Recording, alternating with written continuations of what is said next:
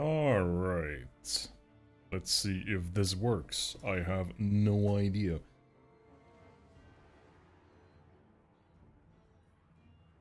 I have no idea. Okay. Well. Whatever is going on, it's probably a complete mess, but, you know, we take those around here. So, what is the plan for today, you might wonder? Assuming you can even hear me. Well, assuming that you can indeed hear me, the plan is to play some Arbal. Specifically, Arbal the Undefeated, and to stay undefeated. To clarify that, of course in Total War you can have armies, you can have a bunch of different settlements and whatever. As long as Arbal's personal army doesn't lose, we're good. If, for example, I lose a random settlement that Arbal isn't in, that's fine. Anyway, just pardon me a moment while I try to double check very subtly on my mobile device if there is indeed any audio.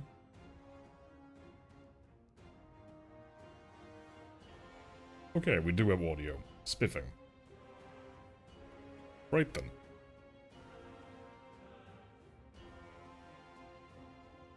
I'll discreetly swap headsets back to the one that's actually connected to the PC audio, as I was checking with headphones on to make sure that you guys wouldn't end up hearing whatever was on the phone, i.e. myself twice. We shall now see about starting the campaign. By maybe clicking the right button. So obviously we're going to play Mortal Empires, because it's the best. And here is our boy Arbal. Oh well, for those who don't know actually, so Arbal the Undefeated, as you can see here, the whole premise is that, well, he has never been defeated, and we intend to keep that streak going. He specializes in mortal units, which are the coolest ones anyway. For those of you who don't know, Chaos is all about demons and Chaos gods. Nasty things, like this little red dog of doom.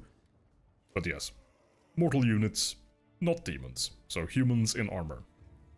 I find them cooler than demons. As for difficulty, we will be playing on legendary difficulty and very hard battle difficulty, as those are the two highest. And screw it, let's enable ultimate crisis mode. So normally, once you've either achieved the long victory or once you've reached a certain time interval that you can set yourself, one of these endgame crises will resolve or will begin. With ultimate crisis mode on, every single one of them pops up at the same time. Which makes things a little bit chaotic, but, well, we are literally playing Chaos, so if we weren't going for Chaos, then we shouldn't be playing Chaos. Oops. Let me just double check. Yep. Alright then, let's begin.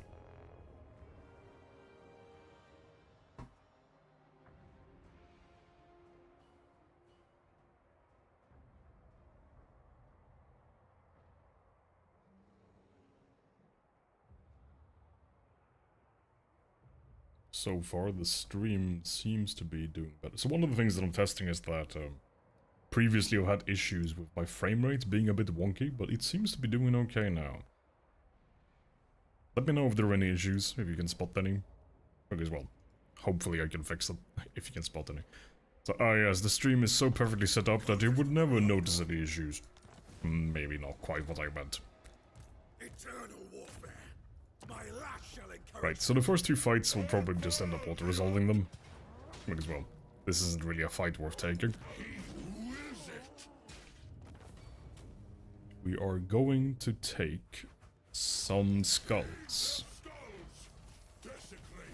We got a piece of armor and a bunch of little pop-ups there, but, you know, those are just kind of quests that will happen in the background.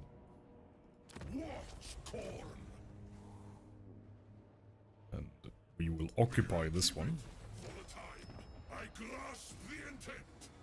So we have a plan, and that plan involves getting ourselves higher tier mortal infantry as quickly as possible. Because Chaos Warriors are pretty good, but Chosen, which is, well, just a straight upgrade, are available. And we want them, because they are good.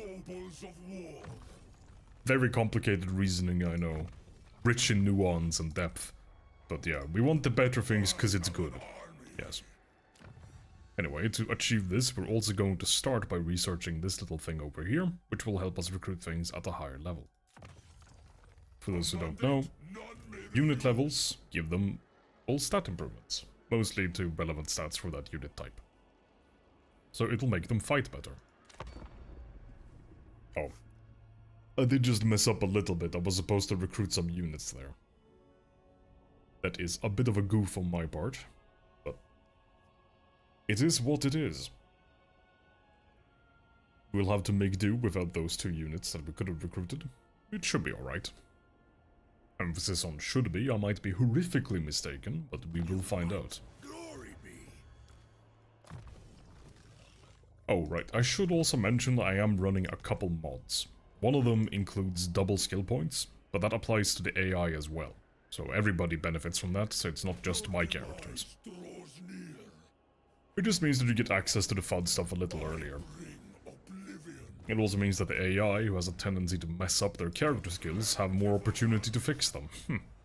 So... long story short, it's a mutual benefit for both myself and the AI, so it's not necessarily an advantage. Secondly, I am running a mod that restores proper city walls to minor settlements, which is something they removed in Total Warhammer 3. And I hate it, so I modded it. Well, I haven't modded it, I've downloaded a mod to help fix that issue, so I can make those battles a bit more enjoyable.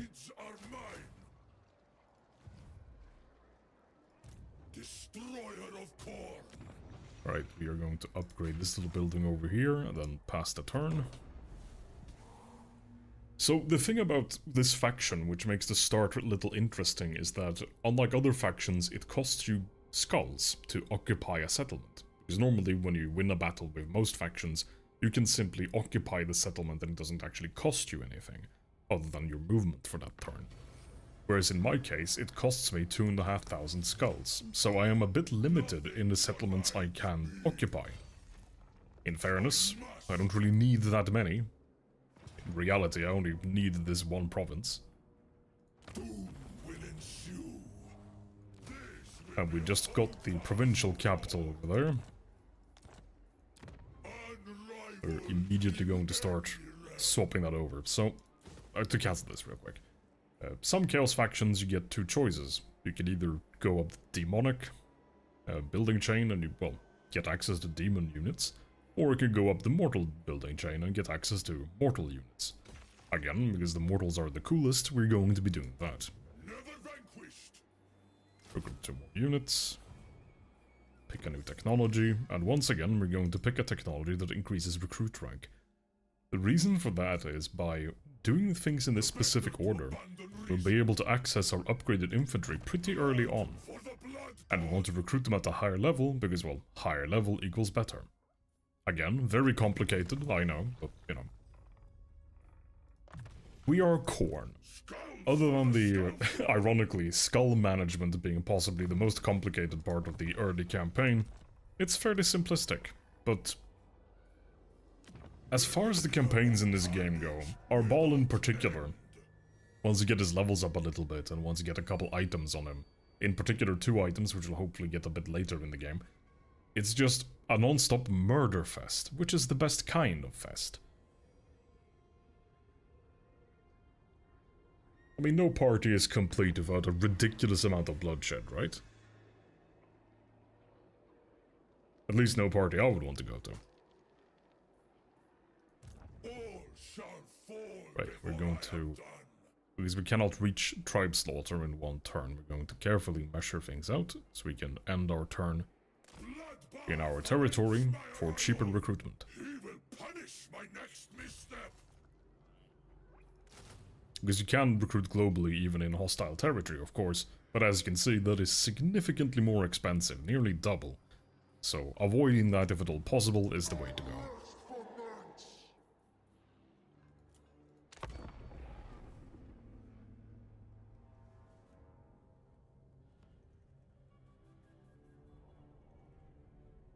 That is one hell of a name. Bolguts oh wow, I just realized what that last name actually reads.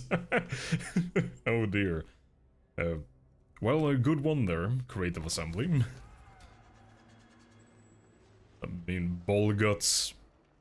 If you read this out quietly to yourselves, you can probably figure out what that's alluding to. Which, well, that name is attributed to this charming fellow down here who is somewhat rotund, being an ogre. I'm not sure if he's an ogre. He's not the tyrant, I don't think. I think he's the spellcaster version. Well, whatever he was, he is now dead. Right, and as you can see, we don't have enough skulls to occupy the settlement, so we're just going to burn it down and harvest the skulls.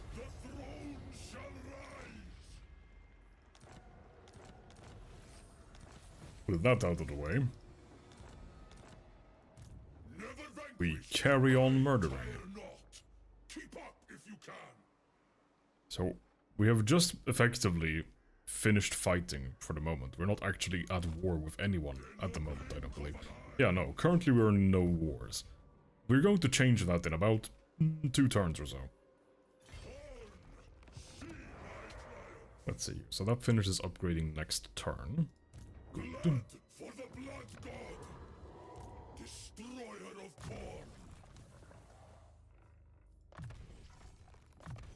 But yes, as you can see here, I leveled once and I got 2 skill points. Normally you'd only get 1, but this again also applies to the AIs. Every time the AI's characters level up, they also get 2 skill points. I am an army. There's plenty of really amazing mods of this game. I mean, people have modded in entire factions. I haven't made any mods, again, to be clear, so none of that has been... Well, I haven't done any of that work in any way whatsoever, and I will not take any credit for it. But... yeah, there is an absolutely amazing modding community. But if you can think about it, it probably exists. Blood for the Blood God indeed, Hector. Good to see you. Hope you're doing well tonight. We have just finished murdering some ogres, so you join us in time to see us begin our second war of this campaign, which will involve killing fellow Scandinavians. Because frankly, well, Khorne cares not whence the blood flows, so long as it does. And it just so happens for these unfortunate people that they contain blood. So we must harvest the blood. Extracting it, if you will.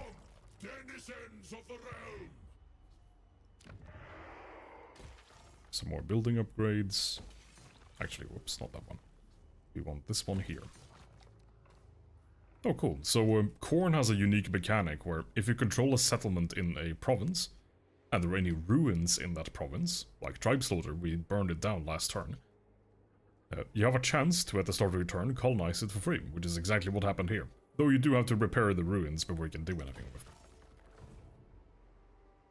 Not going to be spending any skulls on upgrades, but we are going to issue this commandment, and then end our turn, and next turn, we're going to start killing our neighbors. Because, well, they made the mistake of moving in next door to Arbal the Undefeated, and, well, someone has to teach them the error of their ways. Just a little bit of corrective murdering.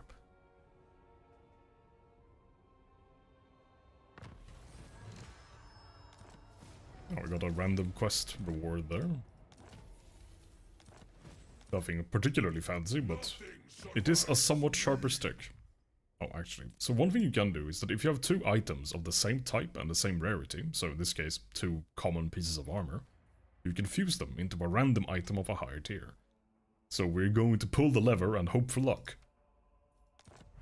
Okay, that is extremely lucky. So this is probably the best uncommon armor that is, well, shared between all of the factions. So the best uncommon generic armor.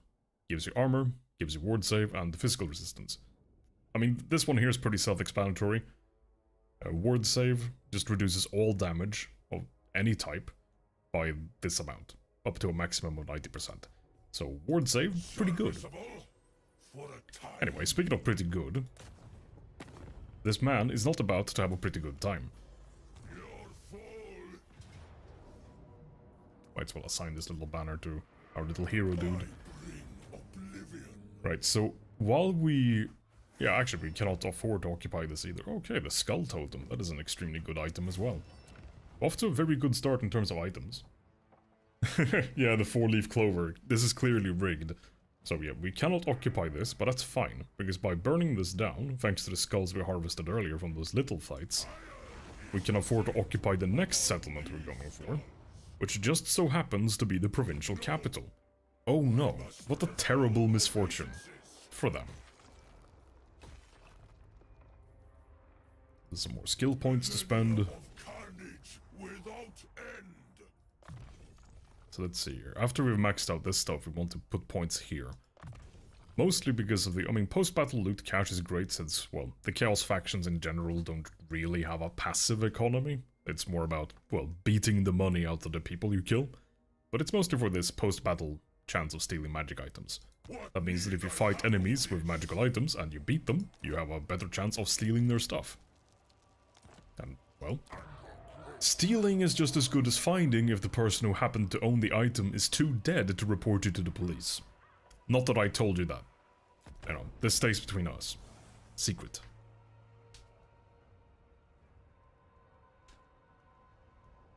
The Chaos factions have been just getting absolutely annihilated. That's at least the second Tzeentch faction that's been wiped out already. Yes, they should have been worshipping a better god. Filthy little magic users.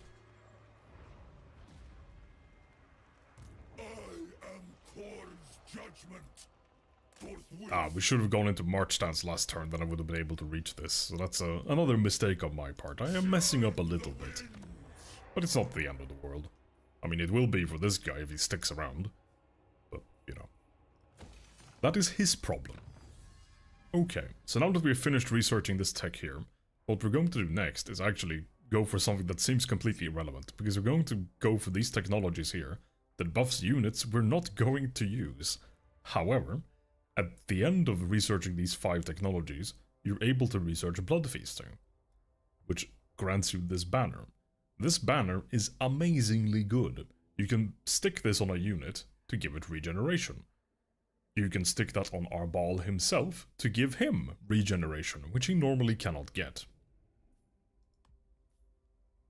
Finders, keepers, losers, weepers. I've never heard that phrase before, actually. That is a really good expression. I'll have to put that... I'll commit it to memory. Fittingly, I'll have to steal that from you, Hector. Right, we're not actually going to be spending... actually, how?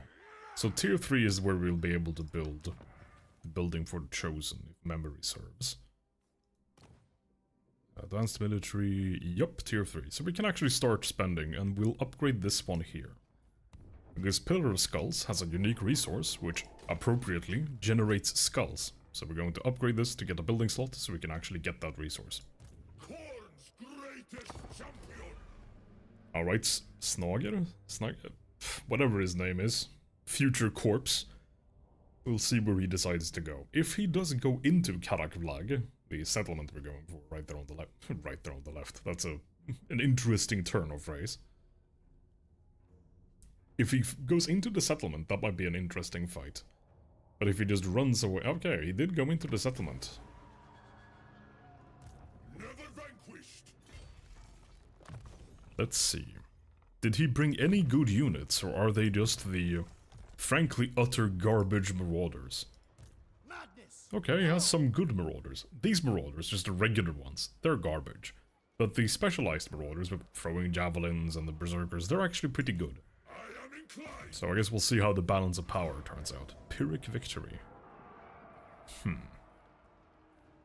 Strangely, even though it claims it's a Pyrrhic victory, we're not losing any units, which realistically we probably should. So to make up for my previous mistakes, I'm going to exploit the fact that the game is a little bit generous and just take the settlement. And because we happen to have, ooh, the Bloody Shackle, another extremely good item. Hector, did you bribe Creative Assembly when I wasn't looking? Because frankly, this item RNG is not okay. I mean, I'm okay with it, but it's... like, this is a, well, pretty rare item to begin with, and it's also a good rare item. Basically just a huge amount of healing once per battle. Normally you don't get that quite so early. let's see here. So we put 1 point in there. Yeah, it wouldn't surprise me at all if you did that, Hector. Just a little bit of cheeky bribing. Let's see. What building do we have here? Nothing. Alright. Well, we're going to fix that by getting the growth up. So growth... well, you get growth to generate population surplus. Population surplus you use to upgrade the big settlements to get more buildings. Speaking of more buildings... we're not going to upgrade this building here. Because, well, actually... you know what, screw it. It's only 600 gold. Actually, no. We're going to get rid of it. Because there are other buildings we want more than that one. And since building slots are limited, you have to be judicious in choosing which buildings you keep and which buildings you build. I mean, you can always replace them later, but that costs time and money.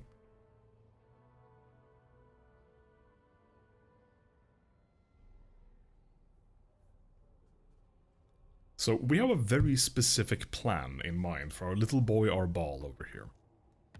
There is an item that we want, which is both incredibly powerful, but also inflicts some pretty severe penalties.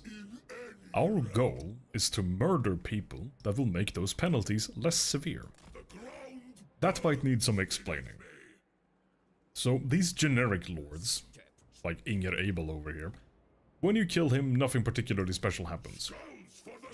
But if you happen to beat a legendary lord in battle, like for example Arbal himself, you get a specific trait for your character that is related to the lord that you've defeated. There are a couple that we are going to be hunting soon. We're just waiting to get the units to build the army with which we shall go hunting. So yes, effectively there are a couple people who, because they happen to have traits we want, are on our to kill list. Those people in particular are Be'lakor, the first demon prince. Oh, what do you want, little ogre man? Oh, a surprise war from the ogres. That should be fairly alright. We have the Chaos Dwarf buffer zone here. Though they did annoyingly take a settlement that we wanted, but it's not the end of the world.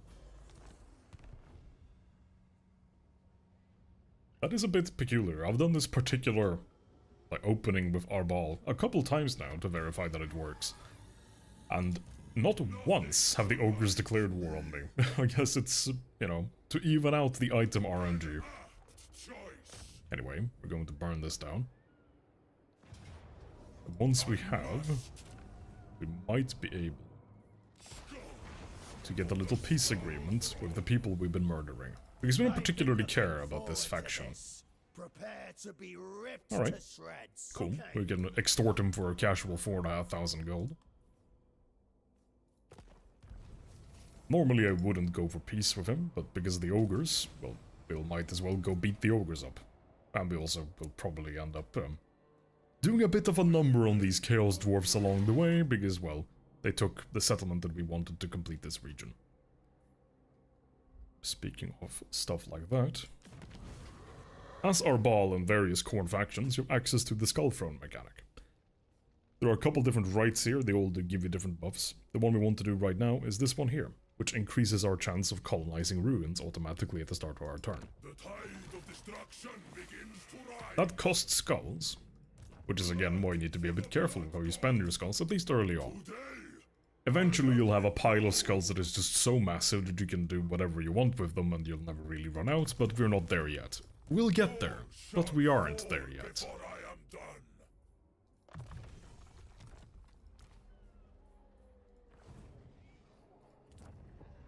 Alright, we got the tier 3. So in 2 turns we can start recruiting our chosen. So we're just going to send Arbal back, but before then, we're actually going to disband a bunch of units that we're going to be replacing anyway. The reason for that being, of course, that units cost upkeep, meaning that you have to pay gold every turn to keep them active. Skullless, yeah.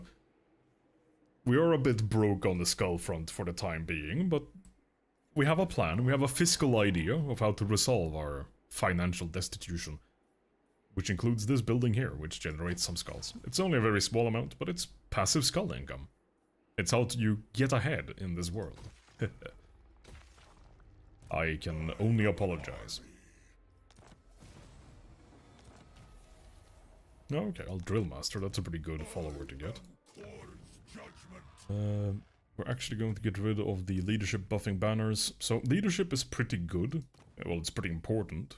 But Chaos in general have pretty good leadership at base. And the units you're going to be getting have very good leadership. So we don't really care about getting a couple points of leadership.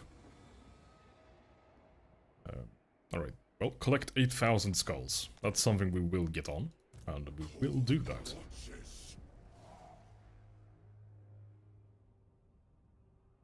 So the plan for the time being is to go back, recruit our Chosen, and then start murdering literally everything we can get our hands on. It's a very peaceful playstyle, the Khorne one. Wait, peaceful's not the word we're looking for, is it? Murderous, that's the one.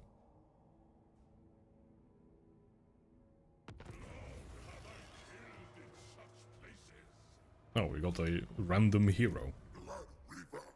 Skaldoraf Crimson Reaper. That is far too pretentious. He needs a new name. I have an idea for him. Let's see.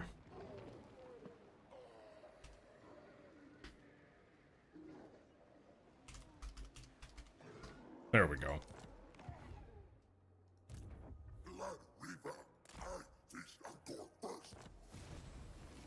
Well, some random high elves have been exterminated, which is good. The fewer elves alive in the world, the better.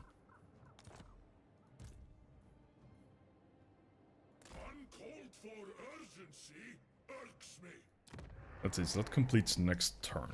So we want to be able to be in that territory next turn, which we can be, but we are going to just spend a turn in March to make sure that we can get there. We gotta optimize over here. Oh wait, no. Speaking of optimizing, we can't spend too much money on all this random crap. We need to actually be able to afford the Chosen we want. We very nearly messed that up quite horrifically, but... we have avoided a massive mess up. Or well, I have avoided making a complete fool of myself. For the time being, I'm sure I will make a complete fool of myself at some point. But you know, we can't start with that when it's less than half an hour into the stream, right?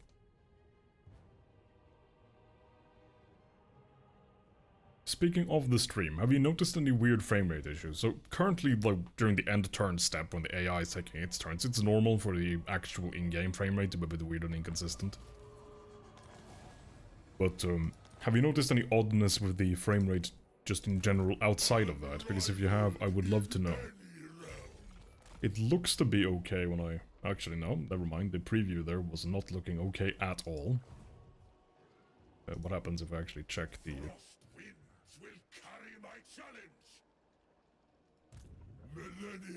yeah, no, that... what the hell is up with that frame rate? That's not right. That is terrible. What's going on with that? Oh, no, it's buffering. What on earth?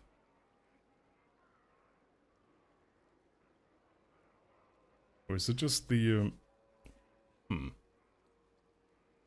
frames indeed. Oh no, it's buffering. What the hell? Let me just see if I can verify. Is that just on my PC, or is that just straight up how bad it is? Oh no, that is a slideshow. What the hell is going on with that? Well, a quick check in OBS is due.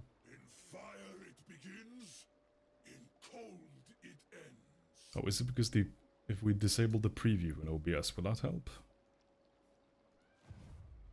It was not enough. I had rather hoped that the new settings would have fixed the frame rate issues we've been having in the past, but clearly not. Just shaking the camera around to see if... only the strongest survive here. All shall fall before I am done. That was a little bit better for a moment. Displeasure is palpable. But then it's right back to slideshow. What on earth? Is the audio messed up as well, or is it just the video?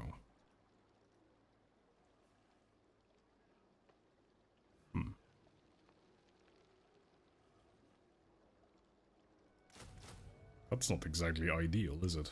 Oh wait, we forgot to change the commandment. So we do access to a commandment that increases recruit rank, which we should have changed last turn, because it takes a turn for it to go through. He will punish my next misstep.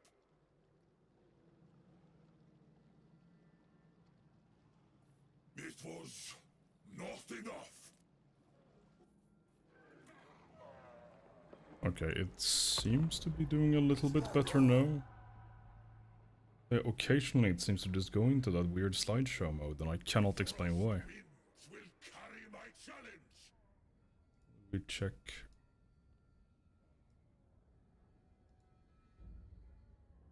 Performance.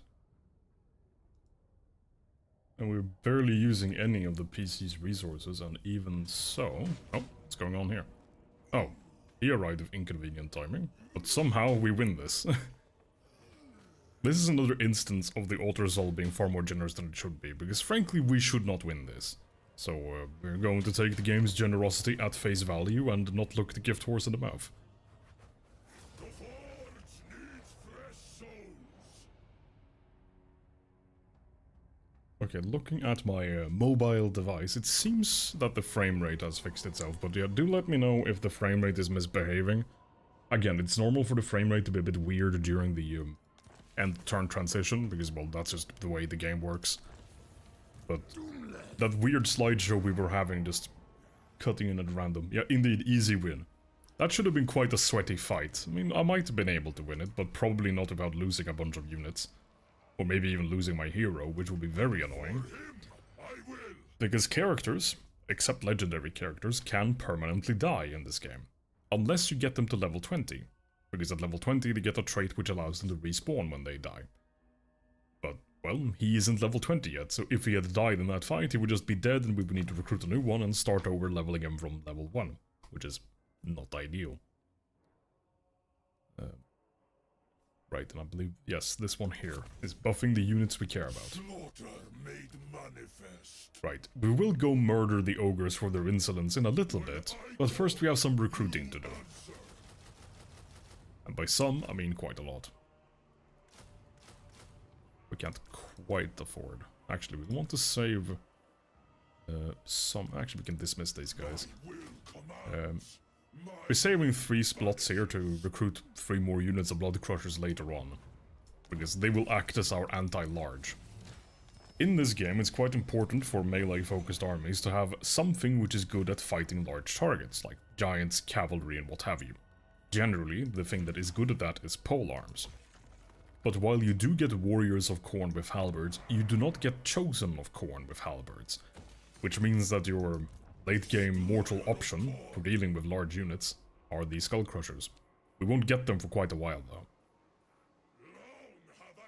I suppose we can bring this guy along in the meantime. Might as well.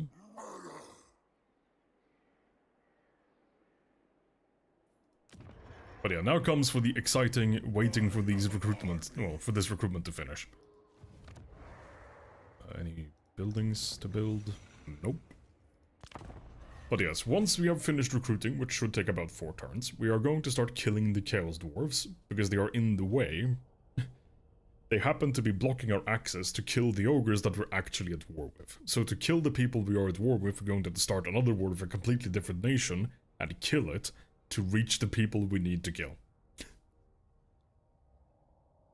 Typical geopolitics, I guess.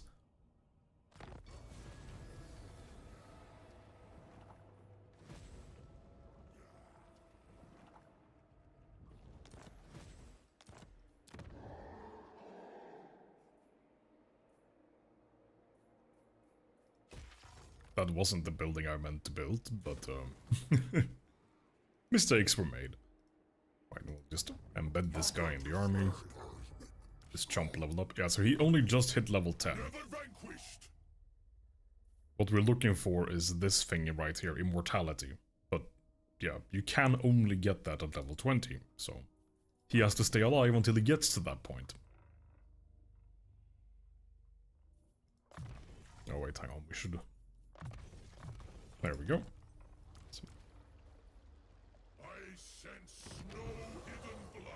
Then we just pass the turn and wait once again for some more units to finish recruiting. Yeah, we can all learn from Bob Ross. There are no mistakes, only happy little accidents. It's like being in Narbal's path is not a mistake or a mistake, it's a happy little accident that allows you to donate your skull to Khorne's throne. It's simple as that. It's just all about a positive frame of mind. Blood for the Blood God!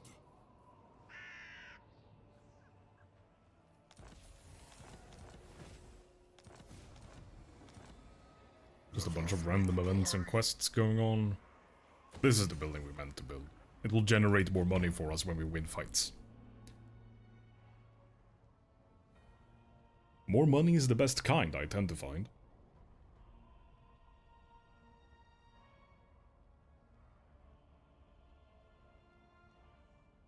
Of course, I'm sure there are some who disagree, but frankly, they are wrong.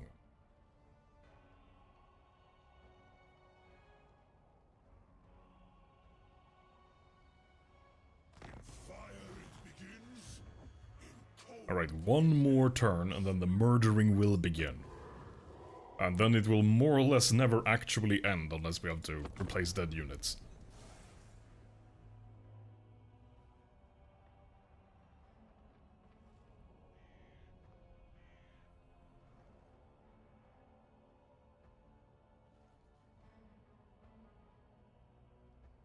It only just occurs to me that a very obvious idea is to get something like a beanbag chair and make it look like a bag of money. I mean, I'm sure that already exists, but it would just be kind of amusing to have a proper beanbag chair that just looks like a cartoon bag of cash.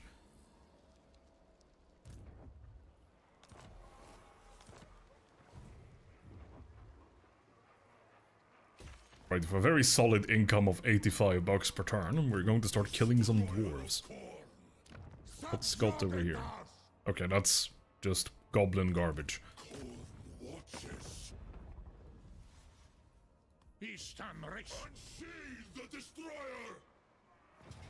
Yeah, okay. So, this is just complete trash. Expendable trash. We'll actually occupy this particular settlement because it's in a region that we want to own anyway. So there's no reason not to. Though annoyingly, another dwarf faction is muscled in on our province, and he somehow... Okay, so he must have an army over there. Oh yeah, there was a forced trespassing over here earlier, wasn't there? I am Khorne's judgment. Well, we will correct the matter of their existence soon enough. Never vanquished.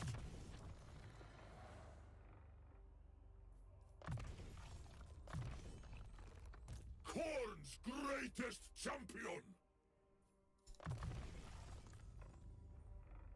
Is the frame rate's looking weird again. I cannot explain what's going on with that because our connection is, according to YouTube itself, amazing. And the PC is doing fine performance-wise. We're nowhere near tapped out on resources. I genuinely cannot understand why it's behaving so weirdly.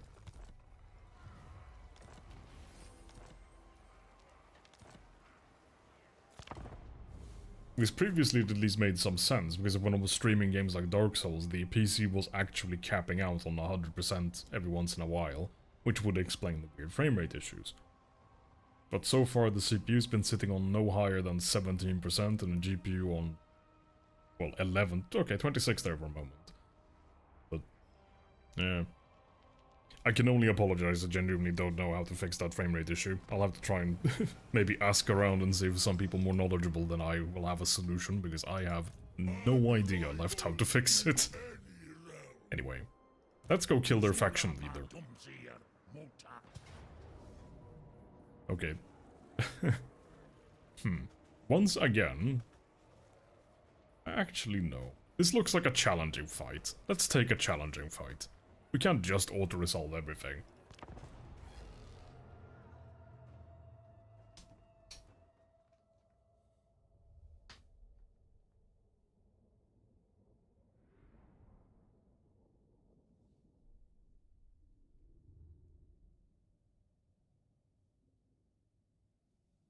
So this is quite a significant siege, and of course, as you can tell, we have no artillery. In fact, we do not even possess a single ranged unit.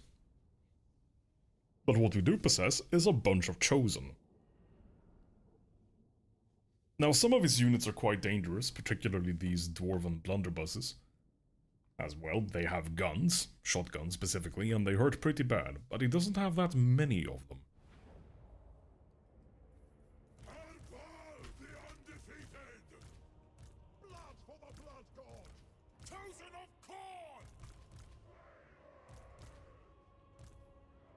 Right, unsurprisingly, our cavalry cannot actually climb the walls, so we have to actually smash through the gates. But this gatehouse appears to be completely undefended in terms of towers. An interesting engineering choice, I do have to say.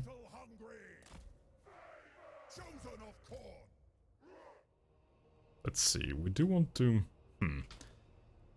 Because forcing all of the units through the gate there won't really go super well, since, well, we'll end up bottlenecking ourselves, so I guess we'll put some units over here. Some chumps over here. I don't know, a little force over here, why not? Wait, is that oil? Yeah, that's oil, okay. Hopefully that cannot be set. You know what, I don't know if that can catch on fire. I'm not risking it. I may enjoy many things, but burning alive is not one of them. And we can give them a little hero dude too. Well, Hector gets to go with these Chosen over here. Alright. With that done, let it begin.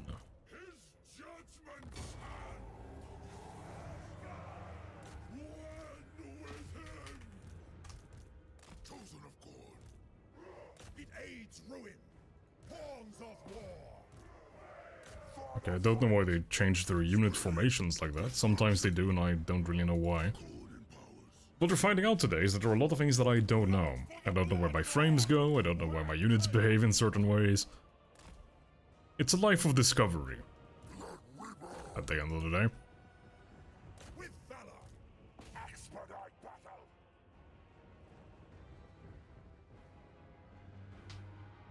I'm just kind of hoping that the terrible frame rate I'm seeing is mostly the YouTube preview that is misbehaving. Because frankly, if that is the stream frame rate, that is pretty tragic.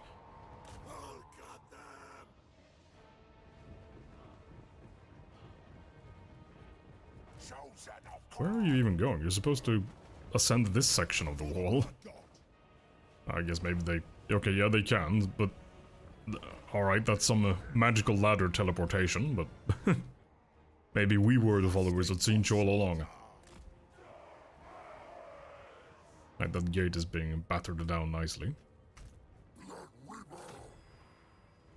Oh.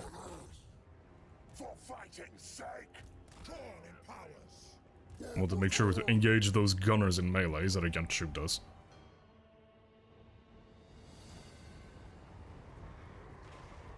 That gate is nearly down.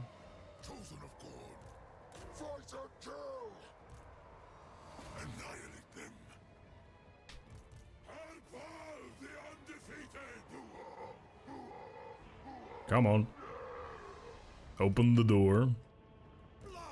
We shall make friends. Many friends. Granted, we won't be friends for very long, but we will be friends.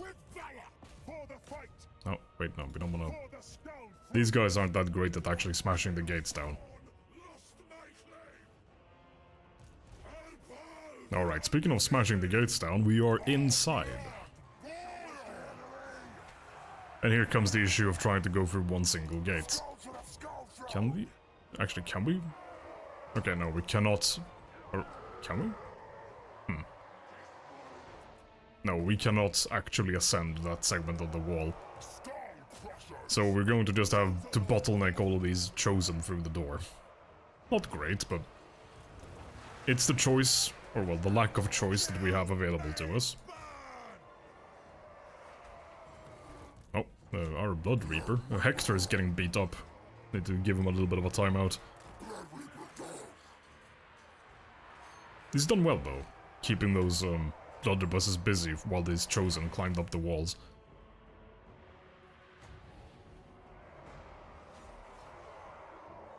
Going to cast a little buff here to make our guys fight better. Chosen of God.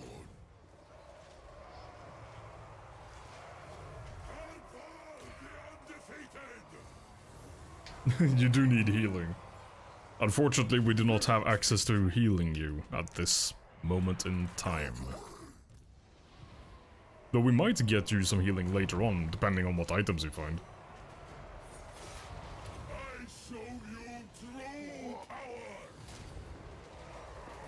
So one slight problem right now is that because we've invested most of our general skills into, well, the logistics side of things, ironically our ball isn't that amazing at fighting right now.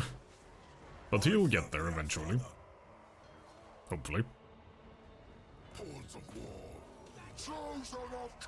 Alright, the chosen here are doing swimmingly, which is good to see.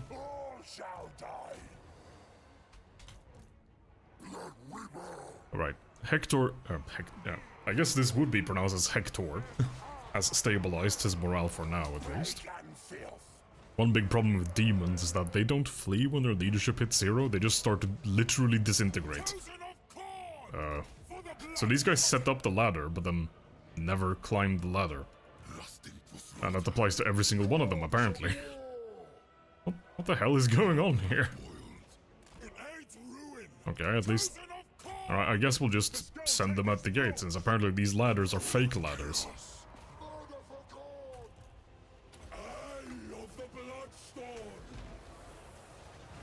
I have...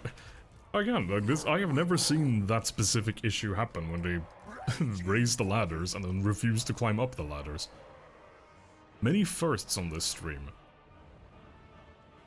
None of which are particularly helpful, but, you know... Well, actually that's not true. The item RNG being that amazing has certainly been very helpful.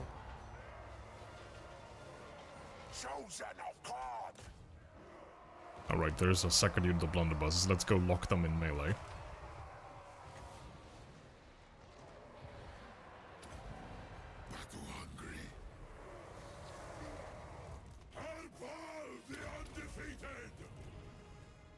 Good, so this guy is on the hunting down wounded units duty. Oh, actually, that's the enemy hero. Maybe we can kill him real quick. We've nearly killed Astragov, which is their faction leader. Okay, these guys just didn't actually go attack the unit I told you to attack. Okay? Okay, good. I'm glad we can reach an agreement. We've just been eating blunderbuss shots in the flank that entire time, which has hurt pretty bad.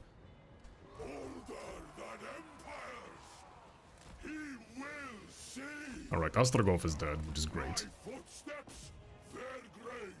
We send our ball into that unit of blunderbusses. You guys are on spearing centaur duty. Because we do only have one anti-large unit, which is our cavalry. So our cavalry has to go fight their cavalry. Now, one funny thing that our ball can do will hopefully become apparent in a little bit. We just need an enemy unit near him to drop below a certain amount of health. And then we can engage in tomfoolery. Reduced to atoms, quite right. Well, reduced to a bloody red puddle on the ground, at the very least.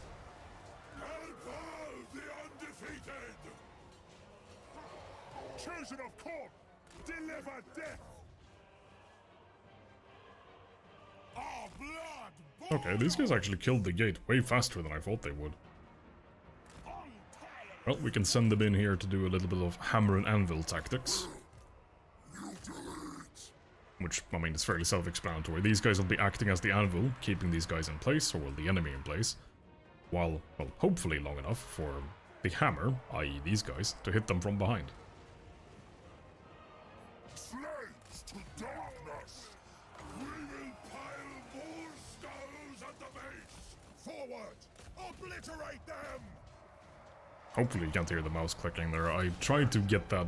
Oh, I tried to set up the audio in such a way that the mouse clicking wouldn't be audible, but I couldn't quite get it to work. Because, well, I am a complete scrub when it comes to streaming, and I have no idea what I'm doing.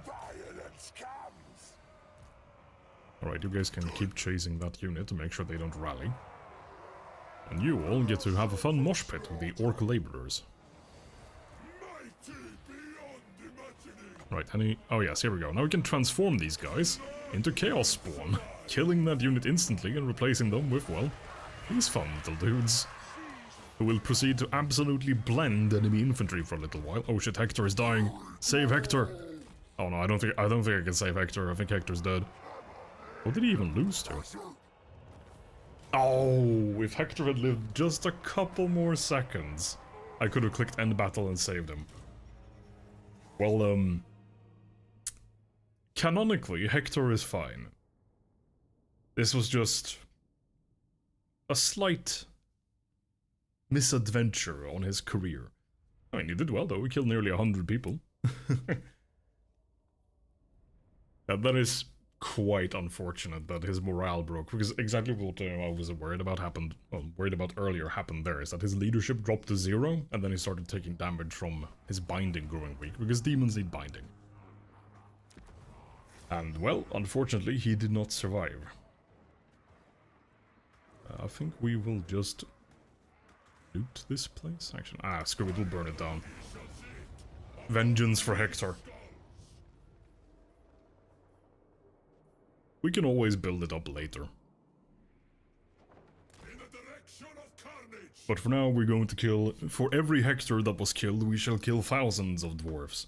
And since, well, granted only one Hector died, but, well, we'll still kill thousands of dwarves.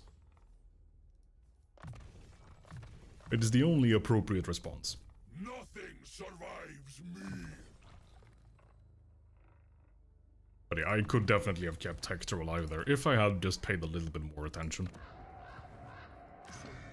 I got too caught up in turning the enemy into chaos spawns. I wasn't paying enough attention to poor little Hector, who, well, paid for my sins.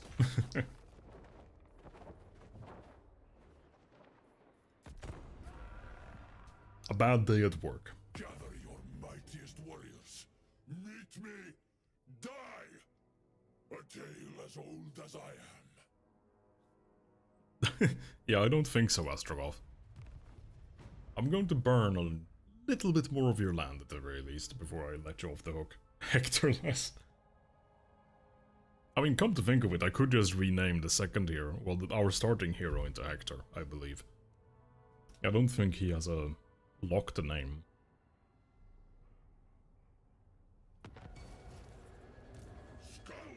Indeed he doesn't, so we will reincarnate.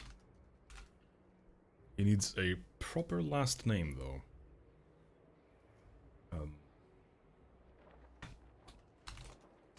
There we go. I'm sure this name will not possibly backfire.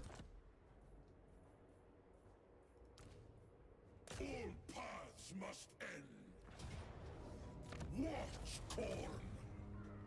On the bright side, once we do get you up to level 20, Hector, that will literally be true. You will get the immortality skill. We don't really need the gold right now. So we're just going to collect skulls. Because we do need the skulls. Stillness hones fury's Oh, I forgot to activate the right. Oh well. We'll activate it next turn. And I'm sure the ogres that declared war on us earlier are growing quite nervous right about now, as their neighbors just burning down at a terrifying pace. never vanquished. Right, let's see. We've gotten everything we really want from the blue tree, though eventually we'll pick up premonition. Because there are sneaky elves and other nonsense that we want to stop from fleeing, and that will help us do that. What need I have of this? Upgrade Stormwreck Mount, sure.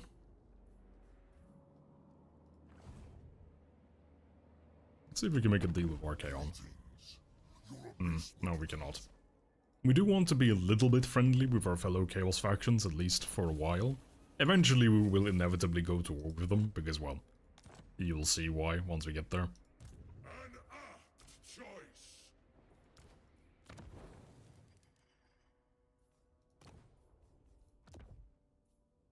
But until that time, we do want to try to stay on at least friendly terms We don't need them to be allied with us or anything like that. We just need them to not stab us in the back when we're busy.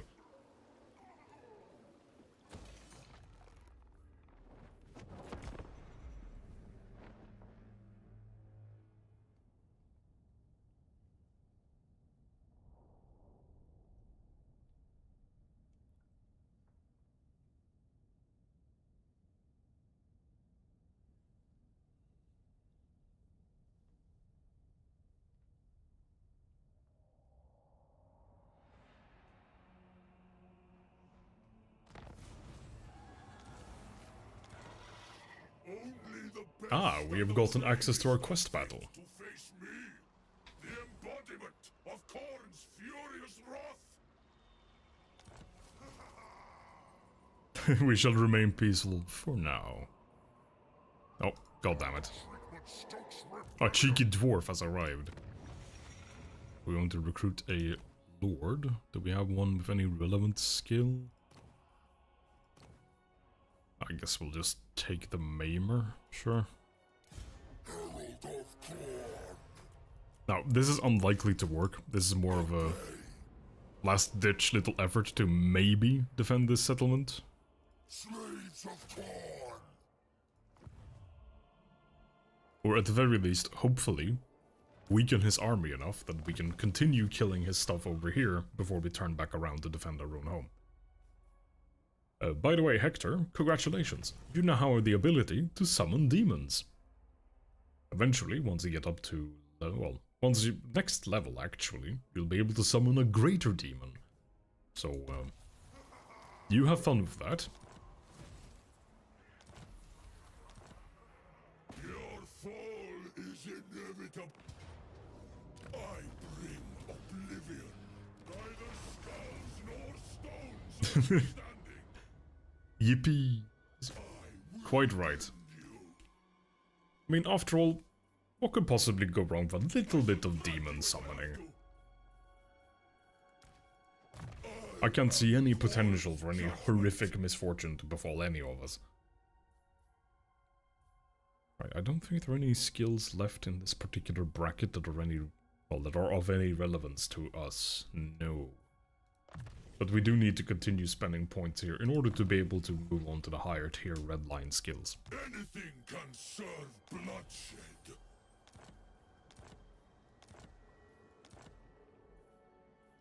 Oh, we just unlocked another regiment of renowns. We can reinforce that a little bit further. But again, it's unlikely to work.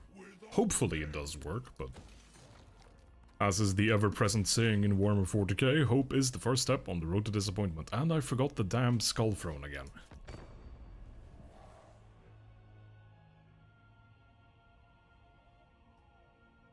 Brain.exe has stopped responding.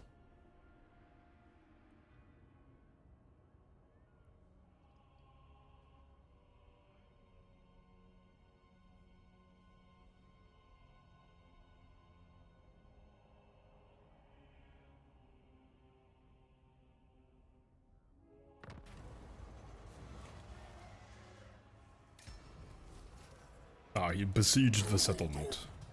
But up... Okay, so this is exactly why we spent the money on these regiments of renown. Because thanks to these guys, we're now able to defend our settlement and just straight up kill him. And I forgot the skull throne again for, for crying out loud. Okay, there we go. It's kind of important not to forget the skull throne, because these rites have cooldowns, and you need to spend skulls by doing the rites to unlock the next tier.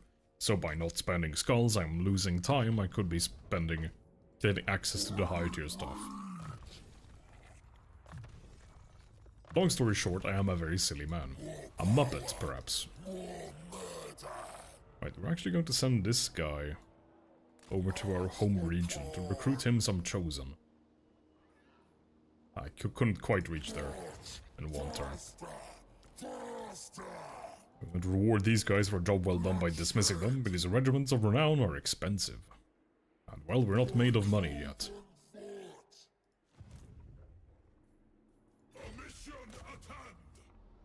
Hello, Droldig Leg Chewer. What a name. What a grave. Anyway, burn that down. And that completed a quest. Most excellent. Gave us a bunch of random little items, most of which weren't very useful, but the Gambler's Armor is actually a good little one for Hector. Because this is just a weaker version of this thing here, but it's still a very nice piece of armor. Let's make you able to summon some more demons, because why not?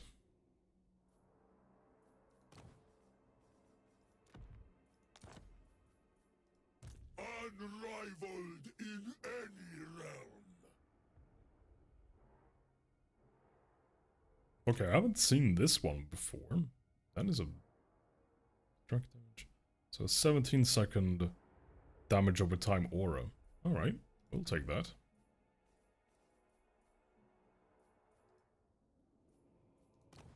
Some skill points to allocate. In Hector's case, you're now able to summon a Bloodthirster, which, well, I will show you whenever we get the next opportunity for a good fight. Is there anything left of that ogre faction? Or was that the only settlement they had? Sieged quest. It seems like they are still alive, but I don't know where. Ogres, where are you hiding? Ogre Kingdoms, yeah, same. Okay, so he is indeed homeless, as we can see by the fact that it says settlement 0. I guess he must have an ogre camp somewhere. Hey, Jono! How are you doing? No worries.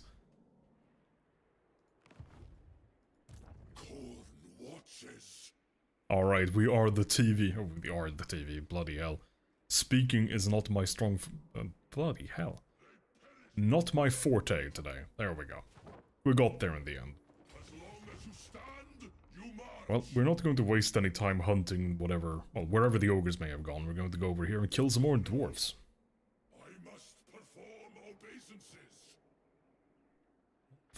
That is one hell of a surname. I'm not even going to try to pronounce that, because I don't know where to start. Wait, why is this building damaged?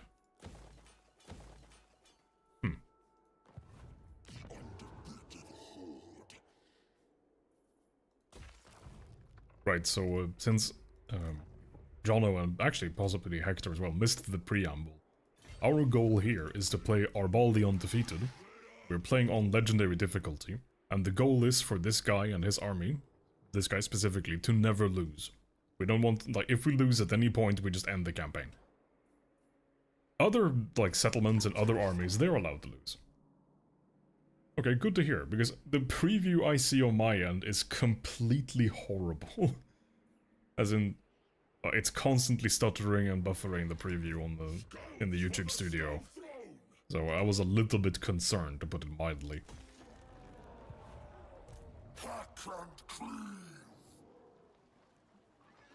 Actually, can I... Just to actually show, I think this... Yeah, as you can see here, difficulty legendary.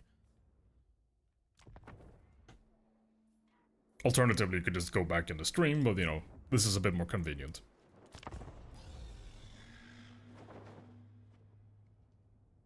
Is it madness, though, when we are setting our neighbors on fire and harvesting their skulls? So far, we're doing swimmingly. I mean... a false Hector has been lost along the way, but so far we've only lost one unit. Yeah, this game is a bit of a CPU killer, but the thing is, on the campaign map right now, I'm sitting at about 16 to 20% usage. So seeing the frame rate issues in the preview was... Oh, wait, how the hell... So the Ogre Kingdoms that were over here, well, the Ogre faction that was over here that we burned down last turn, has somehow gone all the way around here without being spotted once and occupied these ruins. How, I don't know, but they need to die. And they will die, shortly. Let's see. Alright, so he cannot reach me next turn, so we can start recruiting. Actually gonna get some of these, because this specific unit type is involved in a quest we want to complete. Yeah, eat your food, Jono. It would be kind of awkward if you starved to death with food in front of you. And no, you would never hear the end of it, because, well, being dead you wouldn't hear much in the first place, but you know what I mean. I shall drag you if I have to. So what's in this army? Mostly birds and noblars, so garbage. So we are free to march closer. One thing you do need to be careful about with march stance is that you cannot retreat if you're attacked in march stance. So if you're attacked by an army stronger than you and you can't win, well, you just die. So that is something we'll need to be very careful with.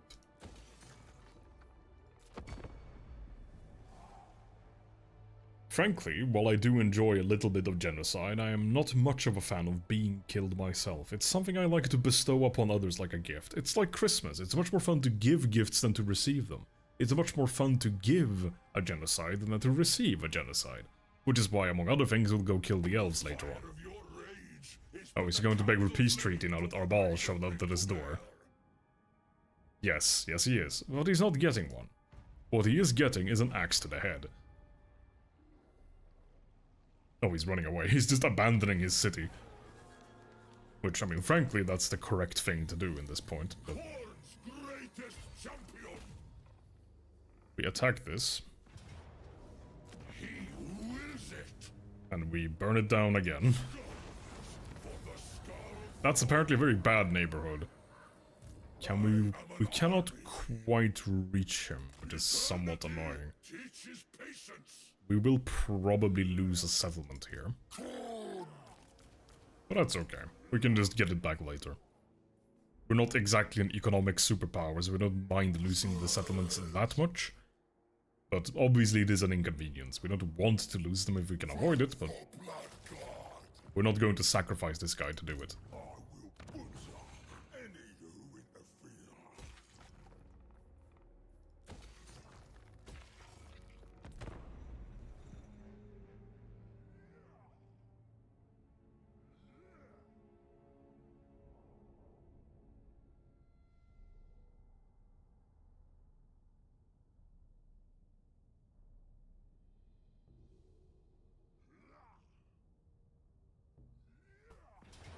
Yeah, there we go. We are definitely losing that settlement, but if he occupies it, yes he did.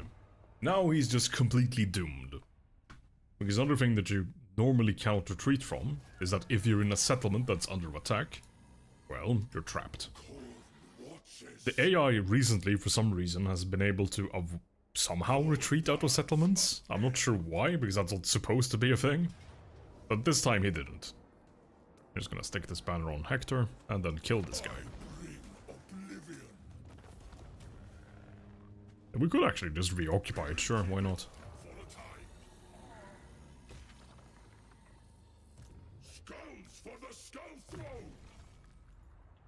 Let's see. I believe, yeah, it's this one, and, well, we do want this as well, because this will boost the wait, no, not that one, it's this one here, which will buff the cavalry we'll be getting later on. But for now, since we're quite a ways away from getting that cavalry. There's not much point in investing a skill point there yet. Speaking of investing skill points, let's make this Hector a little tougher to kill. There we go. Some more armor. Okay. This is an extremely rare weapon, which I'm not even sure how to make it appear. Because it has a sister weapon. Because it's Deathsinger and Doomsinger? Yeah, it says right here if I've been paying attention. And well, this weapon is just crazy. So, you enjoyed that, Hector.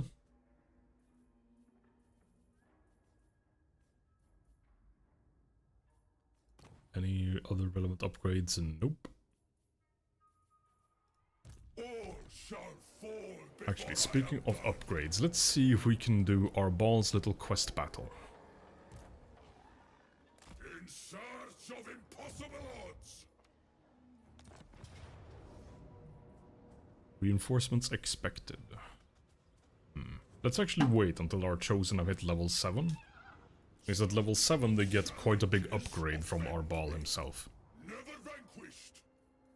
Slaughter. How many more chosen can we afford to upkeep? Well, we can afford to upkeep 3 of them. On the other hand, we can just give him some discount warriors. Yeah, I didn't actually get to catch the Darkest Dungeon streams, I don't think. Maybe I caught like one of them? But yeah, the first Hector wasn't quite immortal enough, but this Hector is close to achieving the immortality skill, at which point he will actually just be immortal, so hopefully he will live a couple more levels. Let's see. Are there? Ah.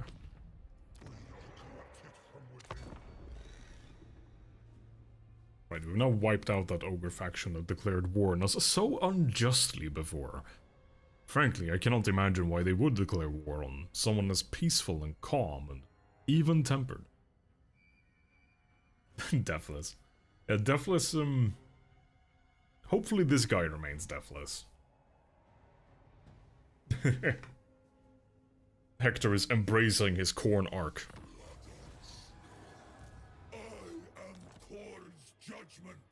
Right, so we want to complete this... Okay.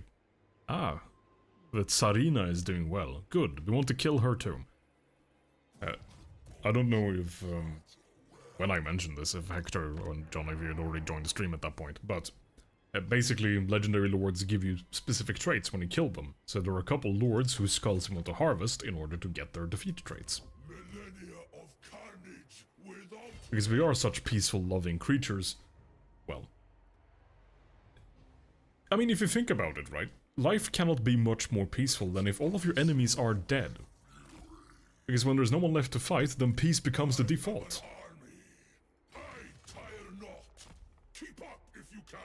Now, some may disagree with the methods of achieving that peace, but that's their you know. We all have different opinions and we're entitled to have them, but I am also entitled to have the skulls of my enemies. The fire of your rage is but a candle. Oh, that's excellent. I'm glad Tira's enjoying that game. I'm looking forward to playing with you both as well. It's because that Total War stream was a blast, and yeah, playing Space Marine together is gonna be a lot of fun too. Right, normally this peace treaty would be a bit convenient, but he does still have that settlement. So we're going to take this settlement and then see if we can extort him for some money. Alternatively, that is his last settlement and he just dies when we take it, which is fine as well.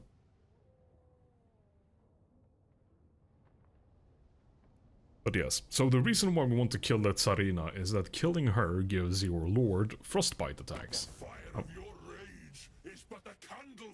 I'm tutorializing here, don't interrupt me.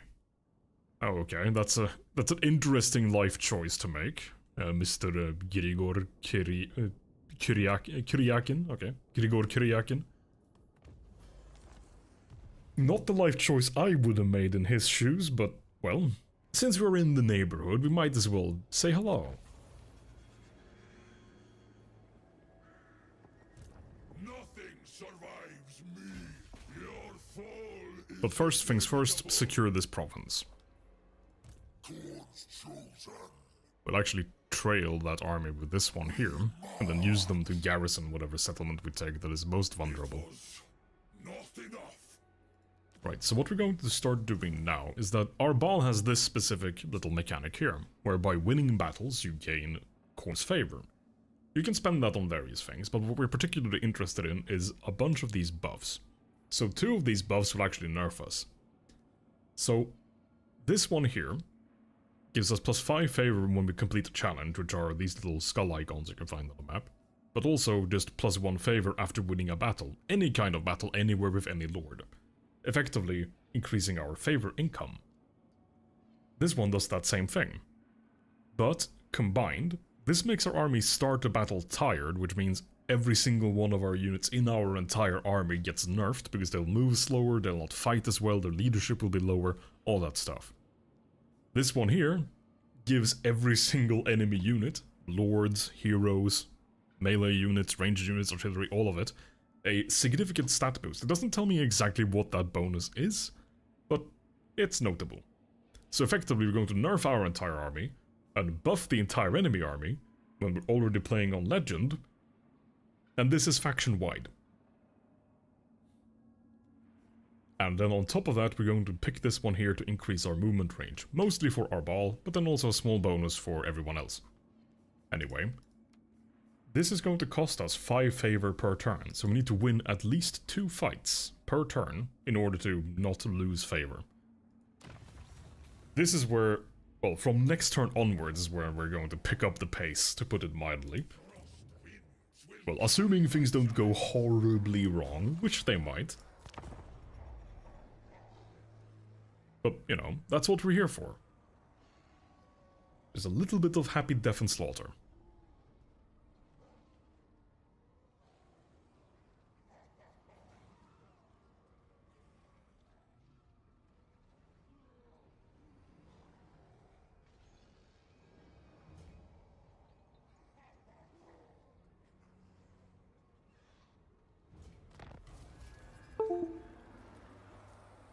Oh, that's a faction I have never seen before.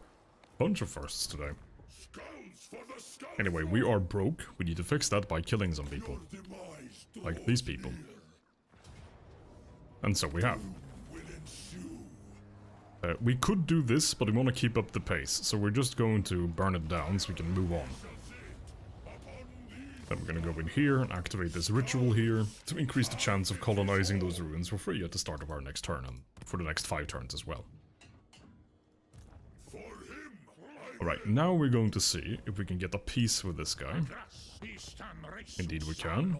Give me some money. Perfect, now we have a bit of finances to work with.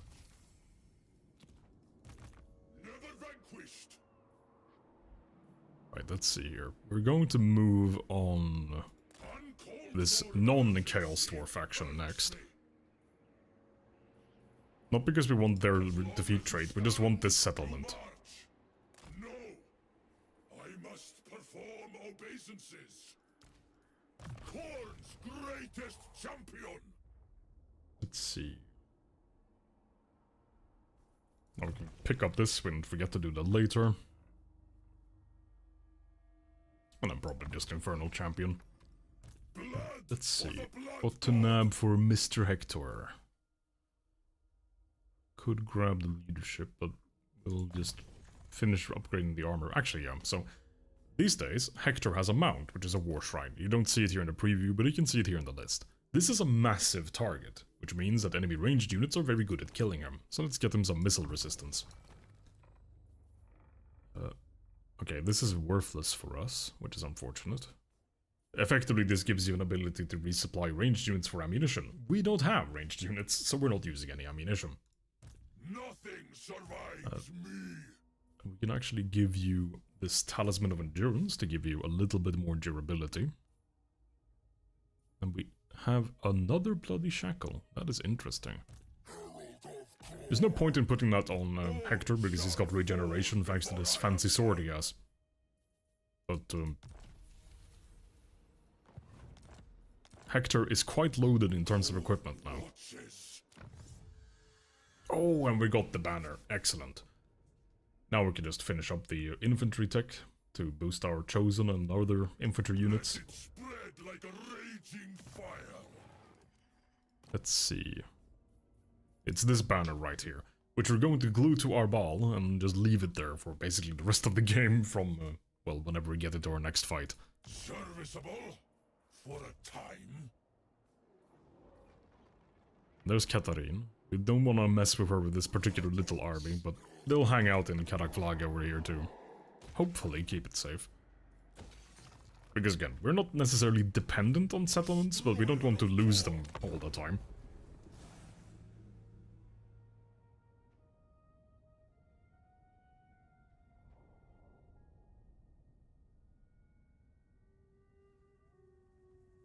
Oh goddammit, now that you're talking about food, you're making me hungry for snacks. I should have brought some within reach range, but, well, I'd have to go to the kitchen to retrieve them. Maybe later, we have more murder to do.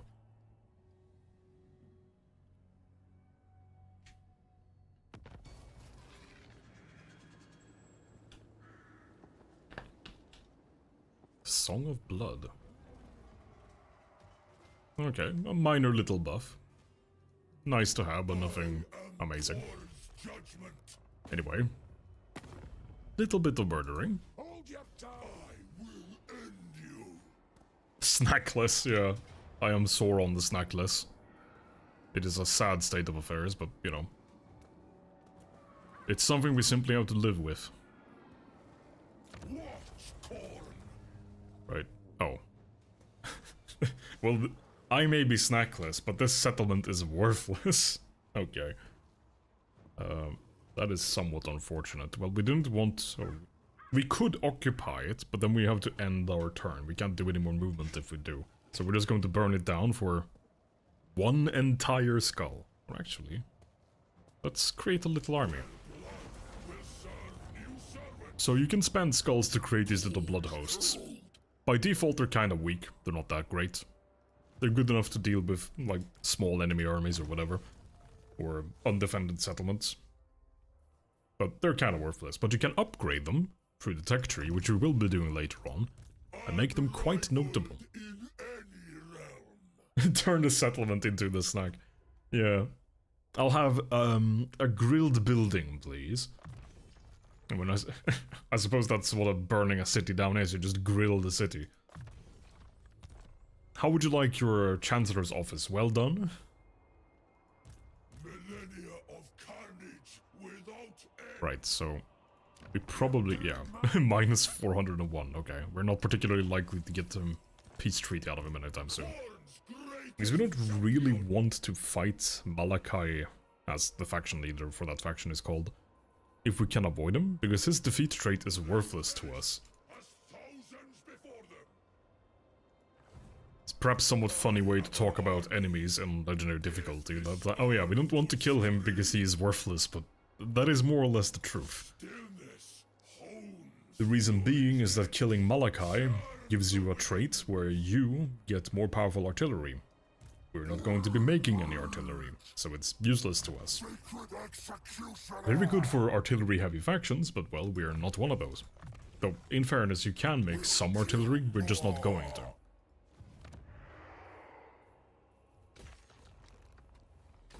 We're going to fight our enemy honorably. Oh wait, hang on. Let's not bankrupt ourselves. Let's see. Are there any good investments we can make for our income? Not... actually, yeah, we can cancel this and instead build one of these. That will give us a bit more money when we win fights. These units should be hitting level 7 soon, yeah. Couple more fights and they should be mostly level 7 at least.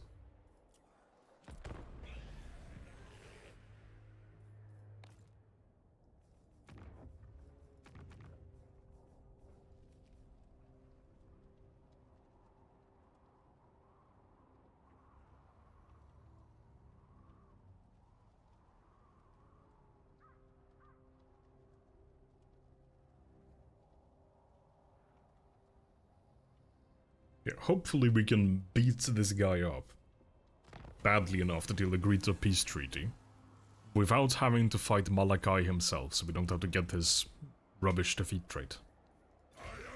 Again, his defeat trait's actually very good, it's just worthless to us, with our game plan in mind.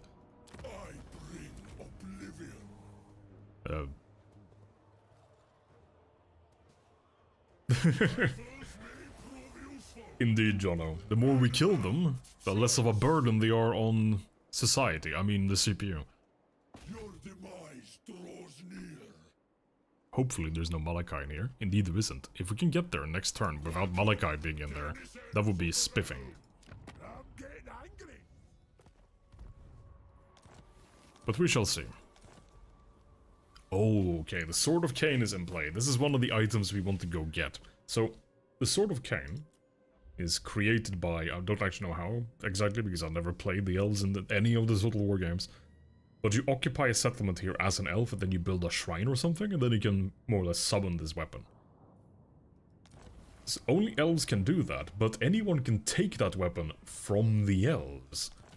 And we are going to do that, eventually. We just have, matters to attend to in the meantime. Oh, excellent. We can actually upgrade this. We need to get this to tier 5 before we can get our cavalry, which would take a bare minimum of 14 turns from now. It's going to take more than that, because we need to generate the growth points. But, we can afford to get started now, so we might as well. Okay, we have some Kislevites trespassing on our land. Is this army strong enough to kill him? Almost. If we do one of these, then maybe we can go wallop him. Because he's raiding us and stealing our cash. Okay, good. Another common L for the elves. No, Jono, the only thing the elves deserve is a brutal death. That's all they're good for. The blood and their skulls. No, Jono. That's a waste of time. Why do that when you can simply kill them? We will not think back to a certain Vermintide stream where a certain misfortune, well, unfortunate thing happened. That is simply a memory of the past best forgotten. Anyway, now we can get this guy a little bit of an upkeep discount, which is nice. New steel, new power. Can we get the... No. Alright, so we're going to murder him in a little bit. But before we have murdered him, we're not going to be investing any money into the Temple of Heimkill.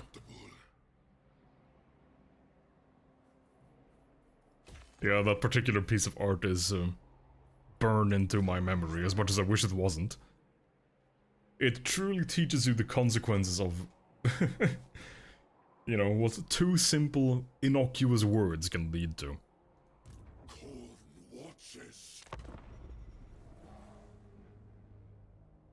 But yeah, Krakadrak should be worth quite a lot of money when we loot it. Which we will, unless Malachi shows up.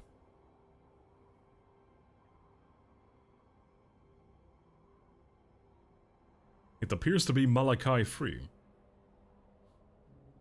The Malachi-free diet that we're on approves of this.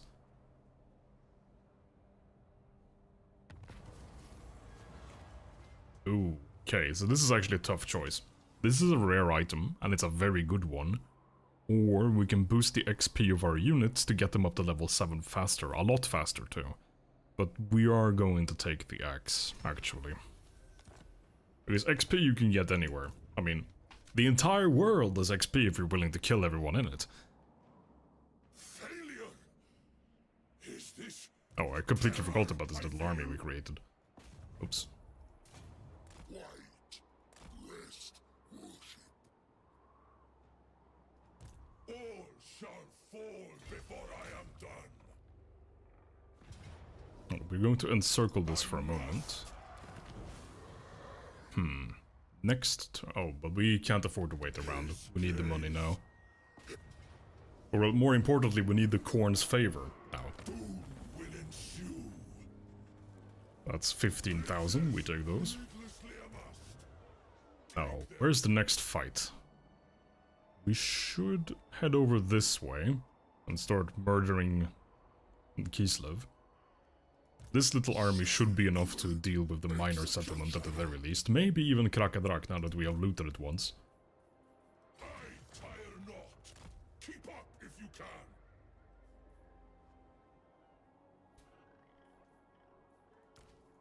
Destroyer of corn. We're nearly level 20 with Hector here. So soon he will actually achieve immortality. Not quite yet though, so we do still need to be a little bit mindful to make sure he doesn't explode. Because, well, if he's dead before level 20, he's just gone forever. Herald grows stronger.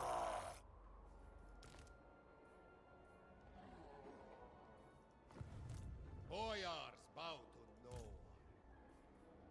Slaves of corn. I think this army... I mean, it depends on... because I can't tell what these units are, I can't see them.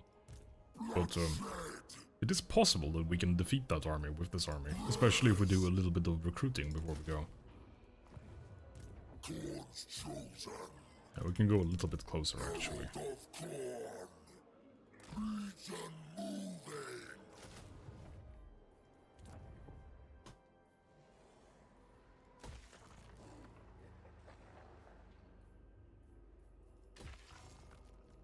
Ideally, we win, like, 2 or 3 battles next turn. I mean, the more the better, as we can push our favor back up. I shall wash away this disgrace.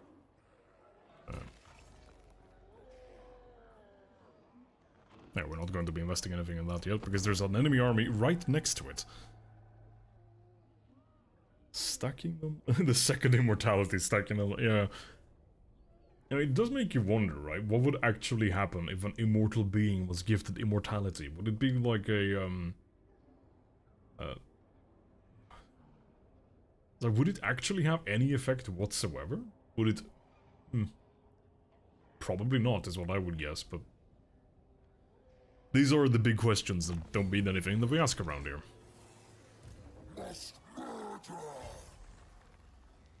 Well, let's have a look. Can this army beat whatever the hell that is? Let's find out.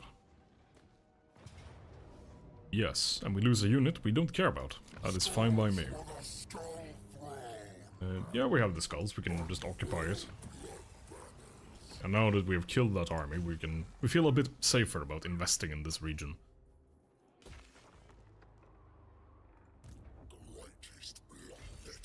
You should be able to beat this, no problem. Oh, and our ball actually gets to reinforce as well. And this time we are going to burn it down.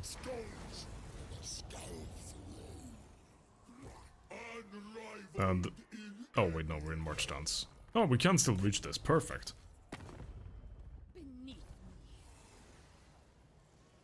So we're now fighting, well, basically everyone. Oh, well, there's no one here to fight. Oh, come on. Another worthless settlement, really? Well, I mean, one skull is more than literally nothing, so I guess we'll take the skull.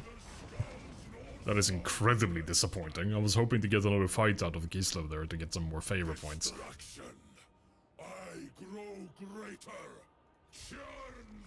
And our Chosen have started hitting level 7, and the reason why that's important is that our ball has this particular skill here, Unbreakable Host. It makes himself unbreakable and makes him cause terror. But more importantly, it makes every non-demonic unit that is rank 7 or higher in his army unbreakable. So these Chosen here that have now hit level 7, these 3 units, they will never rout. For any reason ever. They will always fight to the death. Now that only applies to his army. So for example, if this guy's Chosen hits level 7, it doesn't affect them. But yeah, it's a very, very useful thing to have on good old Arbal. Alright, now we've maxed out this guy's upkeep discount, which is very nice. But once again, back to a very impressive income of 70 bucks per turn. Truly peak finances right there. Oh, did we just get a duplicate axe of corn as well? Yes, we now have 2 of them. Okay. Going to fuse these, see if we get something fancy. And we do, but not quite fancy enough to use. Right, we don't need this anymore because we have regeneration, and then we're going to slap an axe of corn onto him. Yeah, that's a fair point, John. What need I have of this? I guess we'll have to find some immortals and ask them. See if we can get their input on the subject. Anyway. The hunt for Tsarina Katarina. Oh yeah, right. I was so rudely interrupted by the Red Kislev faction earlier when I was trying to explain that the reason why we want to kill her specifically is that murdering her gives us a trait where our attacks cause frostbite, which makes our ball's attack slow anything that he hits. Quite handy when you're a melee lord. Extremely handy when you're a terrifyingly dangerous melee lord. And you're also mounted on a pretty fast mount, because he has a hound that he rides along on. Because of course it means that we're fast enough to catch most things, and if we hit something, it's very unlikely to be able to run away. Oh, Katarina is over here. Somewhere. Oh, she's in this tiny patch of fog of war we can't see. The reason why we know that is that we are being raided. And we're being raided in this region, and this is the only spot that we can't see, so that's the only place she can be. Well, by doing a little bit of murdering to replenish our movement, we might be able to catch her. We do have a good amount of money, so we'll just burn this down. Okay, we cannot quite jump all the way over there. But we can take a peek. Okay, oh, she's over there. Good, that means that I don't think she'll be able to reach any of our settlements next turn. And she's likely to come back to try and defend this from our ball. Which, well, she does have a pretty big army, and there's some really good stuff in here, like the, these Streltsy are pretty good, and the Ice Guard are very good as well. So that might be an interesting fight.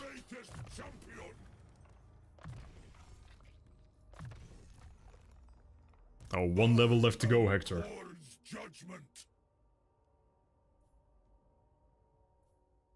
And then immortality will be yours. Corn, yeah. I mean, there are lots of memes around corn. I mean, the cornflakes is a classic, referencing the cereal, of course, as you might expect from such a name.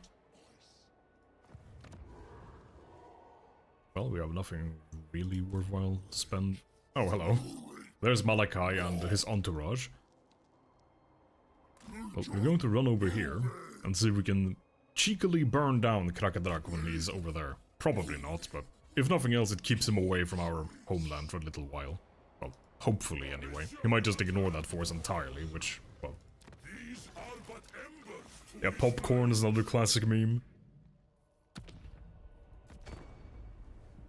I mean, I think someone's... I mean, I'm pretty certain I've seen artwork where somebody did like a, what would you even call it? Cereal box cover art? Is there a term for cereal box cover art? Is it just cover art? I don't know.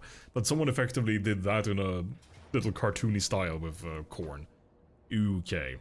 Alright, so this mediocre army versus helicopter gunships, cannons, catapults, even more helicopter gunships, and gunpowder firearms, and in fact flamethrowers. But maybe we can waste some more of their time.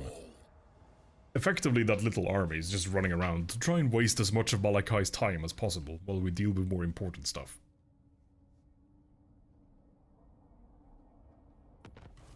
Like killing Tsarina Katarina, who has trapped herself in this settlement. Which is also completely worthless. What's up with all these worthless settlements? Oh, they're all ruins, okay. Why though? Has the AI been burning down the settlements? Oh, okay. This isn't actually worth fighting. I was hoping that she would have some more interesting units, but it's mostly tier 1 chaff, including basically peasants with sticks. And now they're dead. Yeah, one entire skull. Woohoo! Truly, prophets like these have never been seen before. Okay, now most of the Chosen have hit tier level 7, which is excellent. But we do want more fights. Oh, actually, can we take that quest battle now? I mean, our ball has regeneration now, so he can hard carry quite a lot. And there we go. Hector is now actually immortal. He can never permanently die. He can still be wounded, which means he'll effectively take a 5-turn timeout before he respawns. But he can never permanently die anymore, which is great.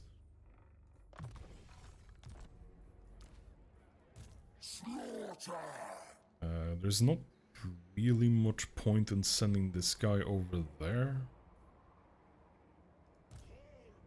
But we can send this guy up in this direction. Oh. Oh, okay. I was a bit confused. I thought he was gonna take this route around for some reason. Oh, and that's the Taliban. They're still alive. Usually they're dead by now. They also have quite a nice defeat trait we would like to get access to. Yeah, so effectively, the way I play our ball, it just turns into, does the enemy lord have a defeat trait I want? If yes, I will go and try and kill them. But, well, we have some matters to attend to. Actually, let's not do that, because this settlement in particular has a reasonably high risk of being burned down by Balakai.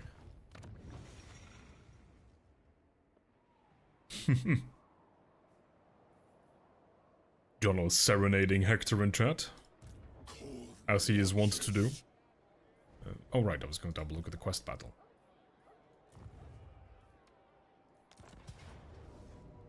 You know what, screw it, let's go. Hector and Arbal are both immortal and both regenerate, so they can do quite a lot on their own. We are heavily outnumbered, but that's a nice choke point we can work with. I mean, 2 nice choke points, but we're only realistically likely to make use of one of them. I suppose the question is where the reinforcements spawn.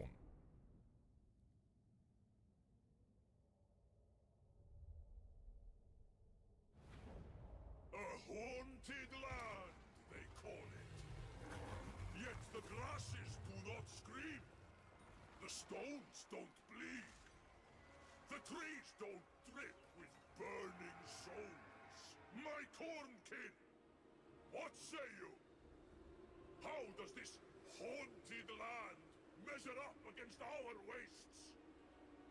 See them hiss and sputter. Death has withered their wits to stand against me. Under his gaze, I will unseam their flesh and bear their souls to everlasting fires. This haunted land will earn its name today. Destruction! Oh goddamn Arbal, I love this guy. He's just such a sane lunatic. Which, yes, is an oxymoron, but are you gonna argue with this guy? I'm not.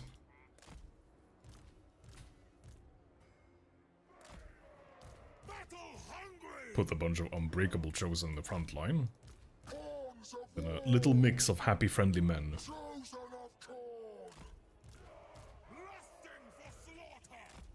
You guys will be the emergency, oh shit, there's big undead monster unit. And Arbal will just faceplant straight into the entire enemy army. Because that's what he's made to do. And in fact, so will Hector, just quite a lot more slowly. So, yeah, Hector has this war shrine now. It isn't very fast. But yeah, he's, going to battle in style, I suppose. Chosen of corn! Search for corn! Spreading destruction!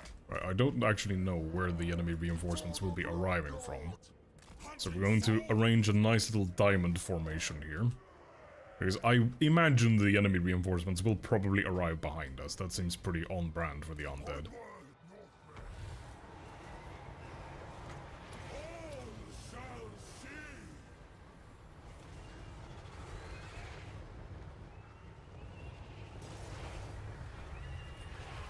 Where did the enemy lord go? Oh, he's over there. Oh, he's flying, okay. He's on a fancy little pony. And he's going after Hector. Well, Hector has friends.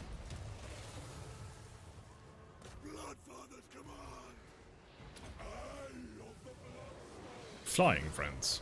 Granted, these friends are pretty crap, but they are friends.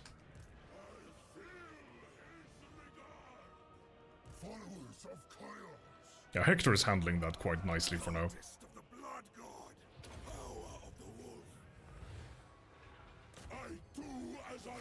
Arbal is beating up the war machines, which is good to see. He's still by no means invincible, and a unit can only heal for a certain amount of health before they can no longer heal in a battle. So you don't just regenerate infinitely because you have regeneration. Eventually you will run out of the amount of healing you can receive. But, hopefully... Oh wait, why is he just... Why is it labeled as idle? Yeah, and here we can also see one of the effects of the boons of corn. Every unit in our army is either tired or very tired.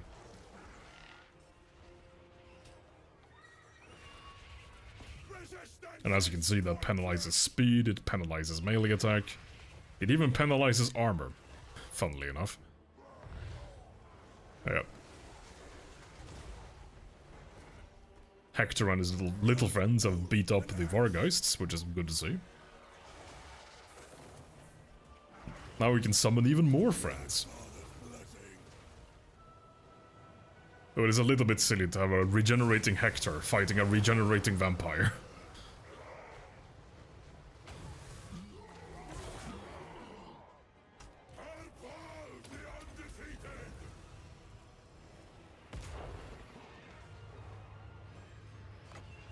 almost transform the zombies into chaos spawn, but not quite yet.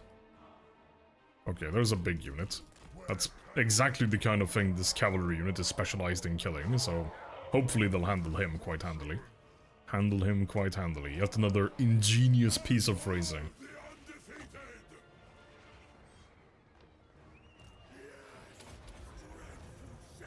Soon, Hector can unleash his ultimate move. There we go. Right, Hector, summon your best friend. Any second now, and there he is. Yeah, Hector just summoned the Bloodthirster. Unstoppable force and immovable object, indeed.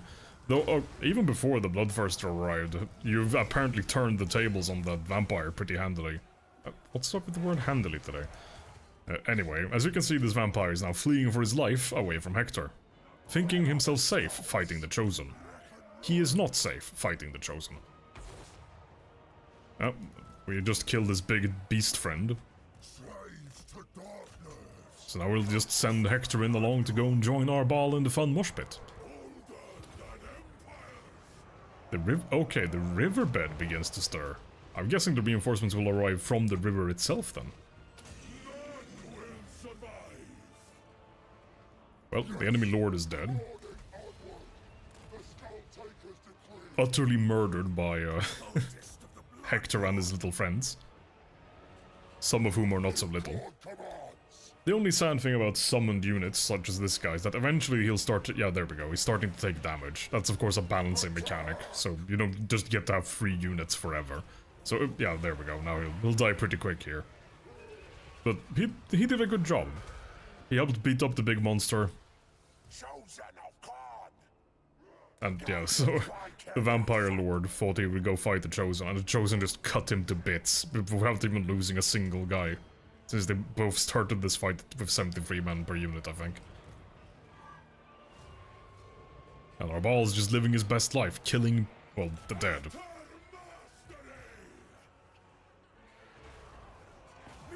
No, the Hector is fighting another hero, apparently. A Banshee, I think. Yeah, a Banshee. That is a little bit annoying, because the Banshee's ethereal, so Hector does a lot... Well, his damage is severely reduced against her. But he should still win that quite easily.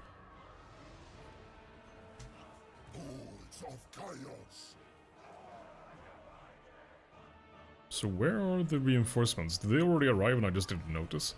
This is fine, so that's just the unit of Chaos Spawn we summoned that got wiped out. They will... You don't get to keep summoned units after the battle ends anyway, so... Alright, let's summon some more friends. Actually, do Bloodletters have magical attacks? They do, which means they will do full damage against this Banshee. What a shame.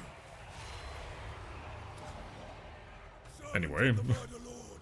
Okay, now undead reinforcements will be arriving. Question is where?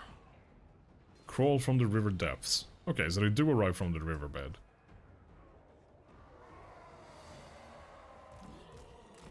Oh, those are vampire... Oh, okay, cool. That is really cool. These are actually units from a different vampire faction, the Vampire Coast. Oh, there's even more of them over here. Oh, including a giant enemy crab.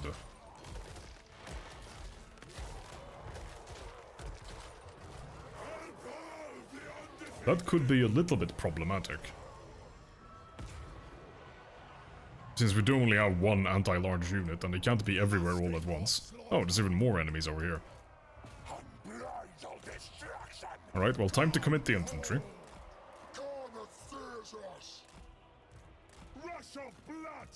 Luckily, we have incredibly good infantry. Incredibly expensive, but incredibly good infantry. Oh. Undead in general do kind of need to have a general nearby. Because, well, otherwise they tend to kind of explode. Because undead work in the same way demons do, that when their leadership hits 0, they start taking damage. Do you see this crumbling status on these guys? That means that they're taking damage over time. And that includes every member in the unit at the same time. If that hits disintegrating, they take even more damage even more quickly. Power of the wolf. The Axe-Father's blessing. Alright, these guys aren't quite strong enough to deal with the crab. Which is fair, it's only one unit of them. Bringing ruin. Emotional damage. They die. How did this guy end up all the way over here, away from his unit which is over here? Huh. Mighty beyond imagining.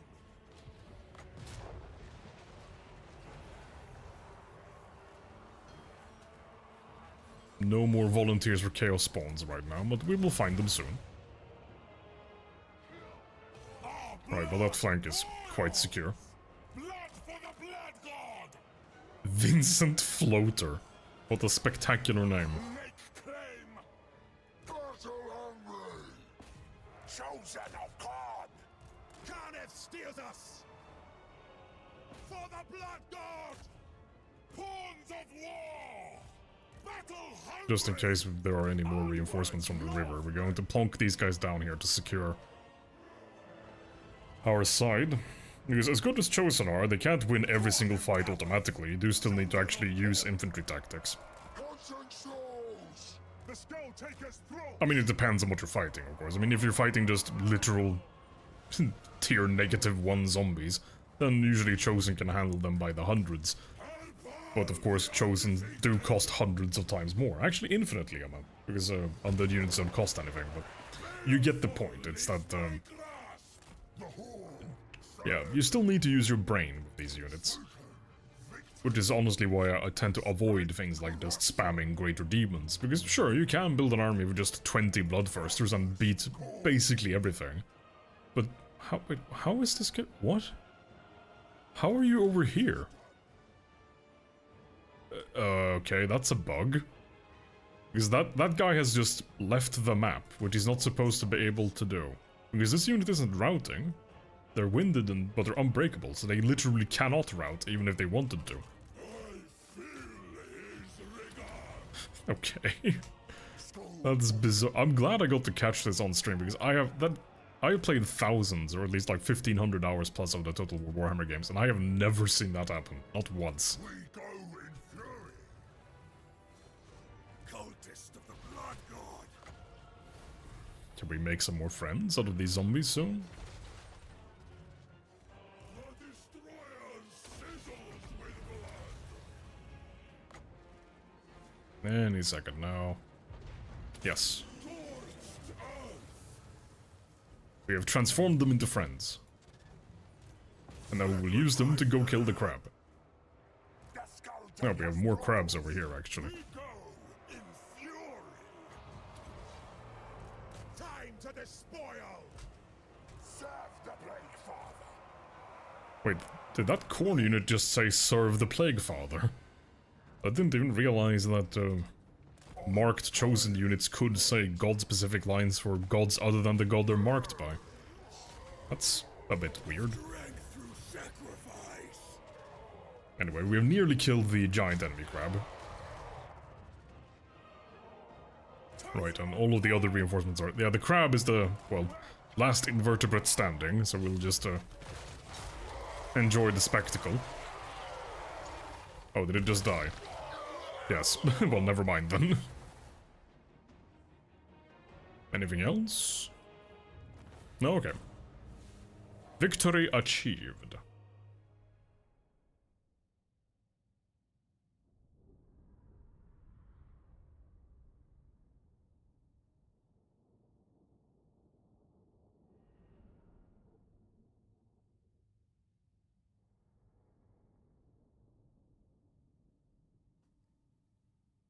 It's kind of funny to look at the enemy lord. The lords are generally better than heroes, because, well, you can only have one lord per army. You can technically have 19 heroes. And even so, Hector outkilled the enemy lord by a factor greater than 2.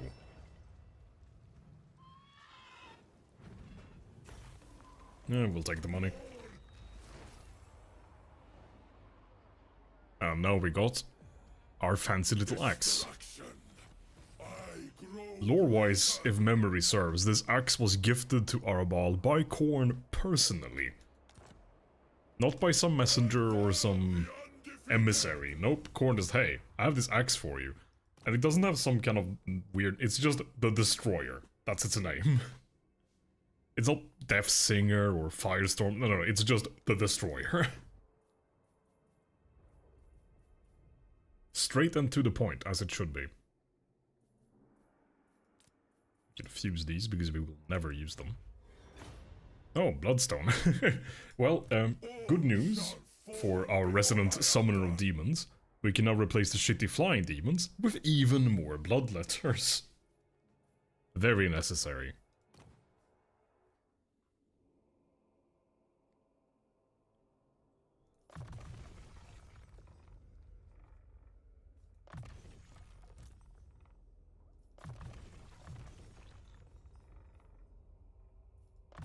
Oh wait, whoops. There we go.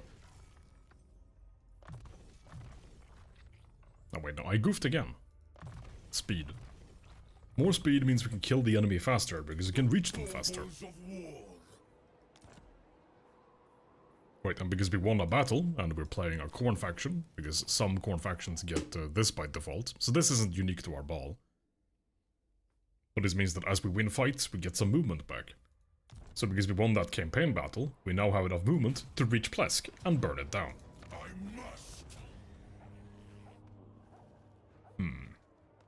Oh yeah, we have a lot of money now because, well, this is how we make money, by just murdering everything. Which, I mean, that is a lot more preferable as compared to a 9-to-5 job, isn't it? You don't have to worry about customer service, you don't have to worry about... I mean, you do have to worry about your higher-ups when your higher-up is literally Khorne, but, you know, aside from that minor detail, it's fairly chill.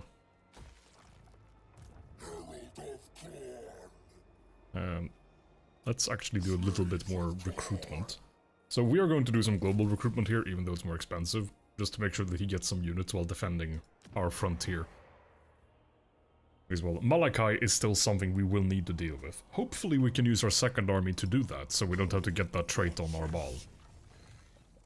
That would be ideal, frankly.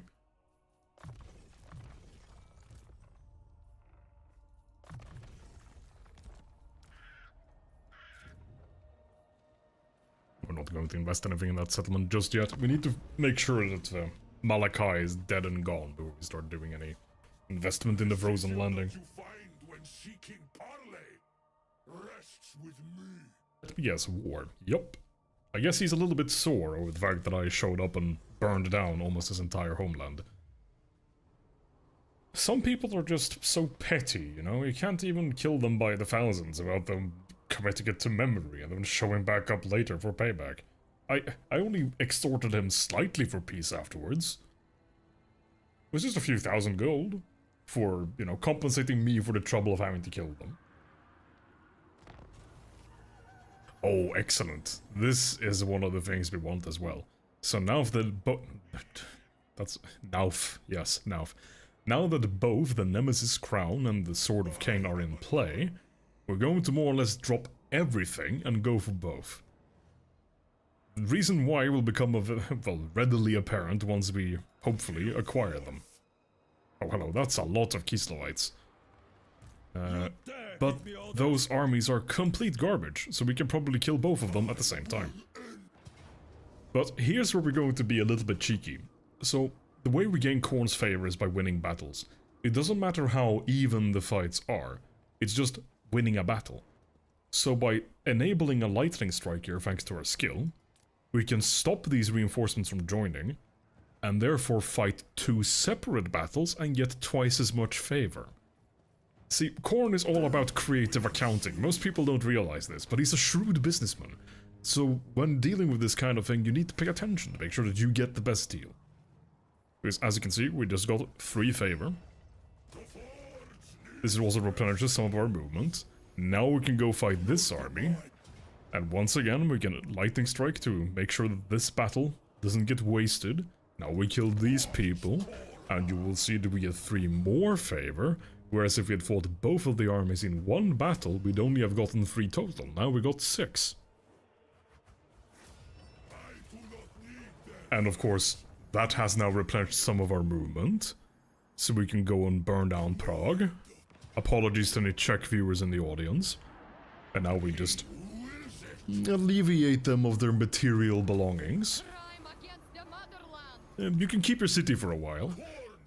And then that has replenished some of our movement, because again, we are a corn faction.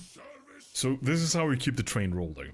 Sure would be a shame if there was an item that we're going for that makes you regain even more movement. A pity indeed. Anyway, that's, you know, little bit of mass murder. Just a few Kislevites just utterly butchered, but they shouldn't have had blood in them. What can I say? It's clearly self-inflicted on their part. That much I will say. If they had simply chosen not to contain blood or skulls, I would have no interest in murdering them.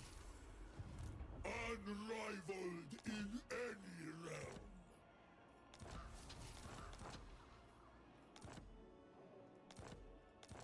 Okay, actually, now that we got another one of those blue enchanted items, we can merge these two to roll for a new blue item. Oh, and we got one of the best ones possible. The item RNG is completely crazy in this game. Or well, in this particular campaign that we're playing right now. Because the Talisman of Preservation is probably the best generic blue, well, talisman slot item that you can possibly get. Oops, we did not mean to do that. Let's re-equip that. We don't really have anything else we want to merge. Actually, you can... Oh, you already got the Bloody Shackles, so...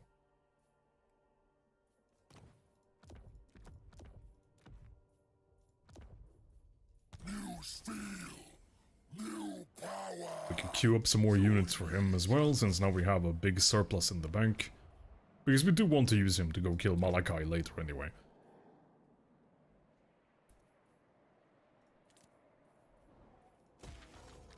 Can get this building chain. Actually, no, we'll get the marble. Because the marble here will give us building discounts in this region.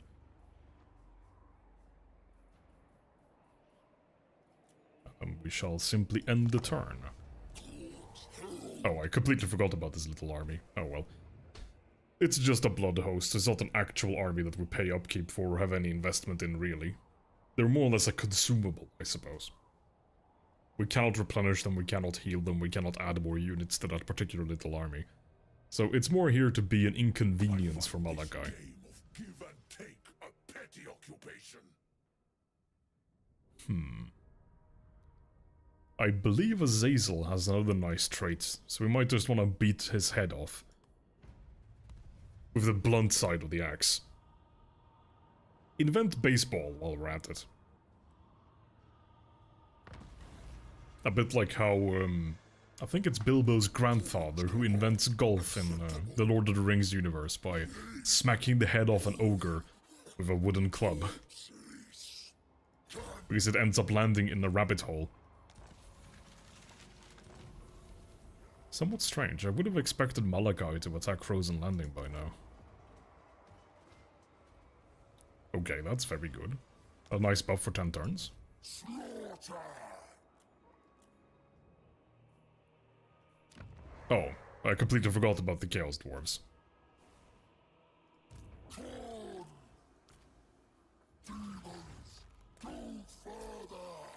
What's in his army? Is it goblins? It's mostly goblins, at least as far as we can see. So this army might be able to just beat that. Hopefully he doesn't burn down. Any other settlement is fine, we just do not want to lose Karak-Dum. That would be really bad. Because that's where our building to recruit Chosen is. Losing that would not be ideal. It's safe to say that much. But I don't think he can reach it next turn. So we have some time, hopefully. Speaking of some time, that's something that this city does not have. So, more or less, we're declaring this war, not for any particular reason, we don't want his defeat rate or anything, except by killing his cities and stuff, we get movement back, so we can move faster. More movement in a turn. And of course we can get favor this way. And apparently also a huge pile of cash. now we just keep moving. Because the Nemesis crown will be somewhere around here. We want to get there before anybody else does. Or, well, we want to get the crown before anybody else does. No! I must perform obeisances. Do they have... Okay, I should be able to... Okay, so Kislev has an ability they can use where you suffer attrition when you're moving through the territory, which of course turns off your healing. So, just wanted to make sure that they didn't have that active before we moved into their territory. Khan's command.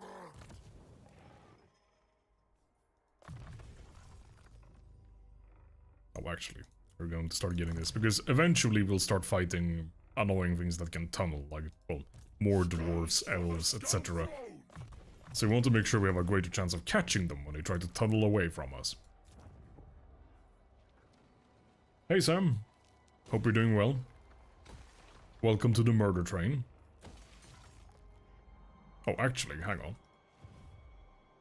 on. Since we actually do have some people in chat, Herald of Corn, yeah, sure, you get to be, oh wait, there we go. Jono, the gravitationally challenged. Oh, it doesn't fit. Boo. There we go. Jono the Face Planter will have to do.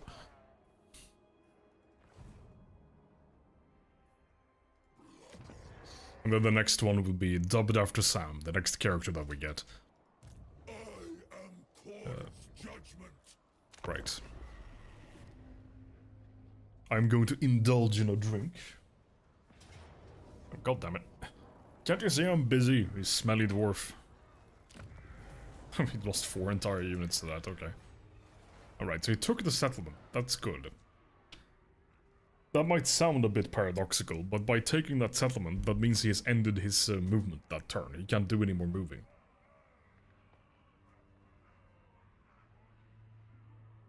Which of course means we have more time to try and catch him. And I don't believe he can reach our important settlement from there in 1 turn. Okay, we're not going to pick this, because this is more or less just going to make everybody hate us. Which is going to happen soon anyway. But we don't want that to happen just yet.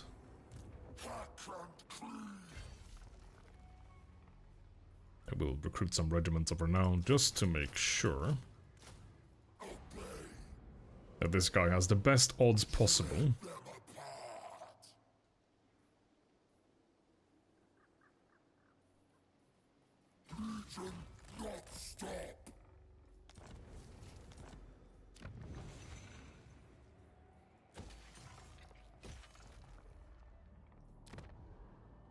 No, oh actually yeah, let this upgrade. So this one at tier 5 will get us the cavalry we want. We just need to wait 5 more turns to be able to upgrade this. So in 13 turns from now, we can start building the building to get us our cavalry. So that will take 17 turns or so before we can actually get the thing we want. It's a bit of a while away. Anyway, let's kill these people and take their money. So there is another really funny thing about not burning down a settlement, is that it means that of course, if we're to attack it again now, there would be no units to fight, so I wouldn't get any option to fight. It would just give me the option to leave it alone, occupy it, or burn it down. Or maybe not even occupy it, but leave it alone and burn it down at least. But by leaving it alone, for at least 1 turn, the garrison will start to replenish, which means you can go and fight them, and then kill them. Oh, we actually have some ogres nearby, so we can recruit some ogre mercenaries. Sure, why not? Might as well have them until we get our cavalry. No reason... there would be a reason not to if we lacked money, but we do have quite a lot of money at the moment. Maybe this little army can do some damage here. Yes. Alright, so we spent 1,500 skulls to create this army earlier, and it looted 10,000 gold for us. That's nice. That's a good exchange rate. Maybe next time we can even, or next turn, we can burn the settlement down to make sure that Malachi is as deeply inconvenienced as is possible. And we got a new weapon. Alright, I can't access that menu from that guy. I need to go over here. Never vanquished. Right. Let's hope for some good RNG. Alright, not terrible, but more importantly, we can merge that with this. And we get another Talisman of Preservation, which is going straight onto our little buddy Hector over here. So now he's even more durable. Alright, we should maybe scan the skill points. Spend the skill points while we're at it. Moneyful indeed. Blood for the blood god, cash for the bank account. Funds for the bank account? Something like that, anyway. Our chaos neighbors are actually starting to move in on the territory I've softened up for them. So, yeah, if we're lucky, we don't have to actually go and finish off Malachi with our ball. That's the main thing we want to avoid. The reason being is that any given character can have a maximum of 30 traits. So once you have 30 traits, you can never gain more traits. And there are a couple that we want to get, so we want to make sure we get them before we get to that number.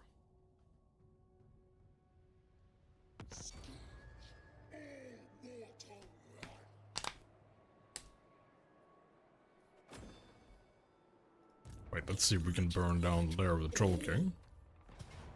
Indeed we can.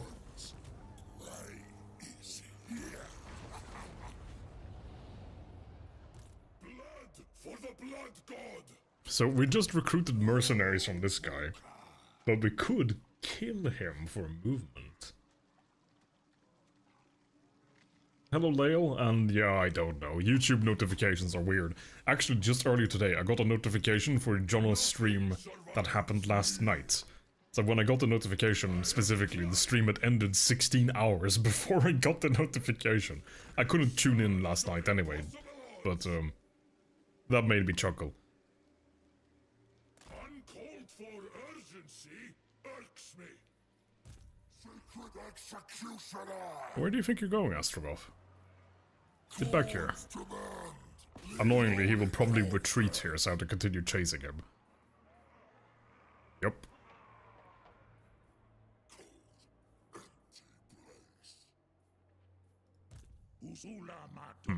He could reach Karak Doom next turn, but I don't think his force is strong enough to actually take the city. Faster! Faster! Surge!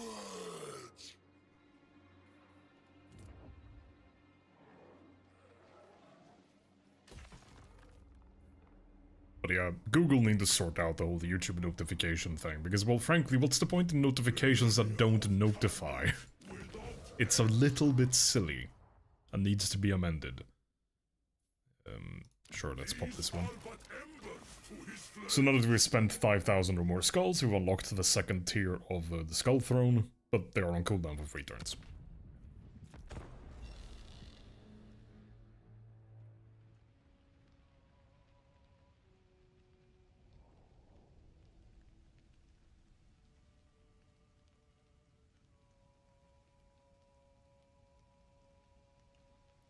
Oh, there's the Emperor Karl Franz. Funnily enough, we don't want to kill him right now either, because he also has a defeat trait, which we don't want. It's not a bad defeat trait, it makes your units level faster, but our units are already at level 7, which is the important level for our balls chosen. So we're just going to peacefully ignore him as we move on. Actually, before we do... Are you in... Ah, you are not in an alliance of the Empire. Isn't that a terrible shame? I will use you to replenish my movement. Anyway, thanks for the movement points and the money. And then we just keep on trucking to the west. We are approaching the area where the crown should be. It should be somewhere around this region. Hopefully nobody else has snatched it already. And we did just get a new character.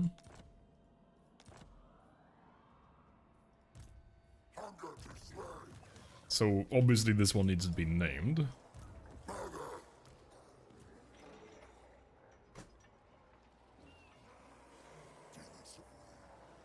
So he skins jet planes. There we go. Oh, we have another enemy army. So we're just going to cancel this upgrade here, because this settlement will probably be burned down next turn.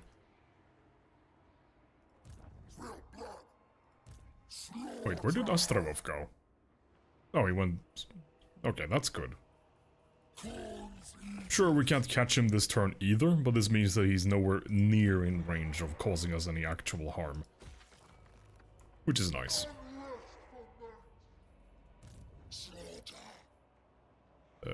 I'm actually just going to disband this little blood host, because otherwise it will just give XP to the enemy.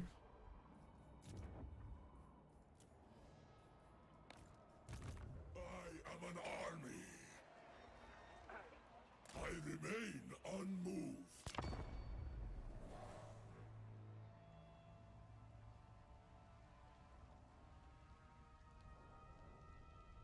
Now, where is that little nemesis crown?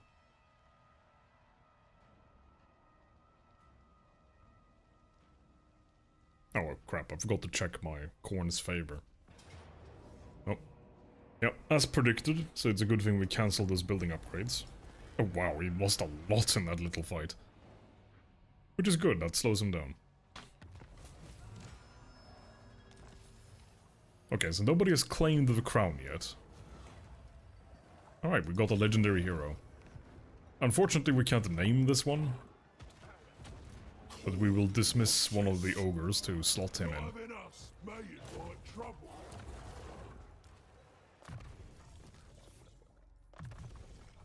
yeah, unfortunately you cannot rename legendary characters. Maybe... Oh, actually, it might be a mod for that. I wonder. Here we have some filthy wood elves, but we're not looking to fight them necessarily. We just want to find the crown. Any crowns? No. Who are you the vassal of? No one. Now that is interesting. That means we can declare war on him without starting a war with somebody else. Which is good to know. Okay, we can tank one more turn of favor loss.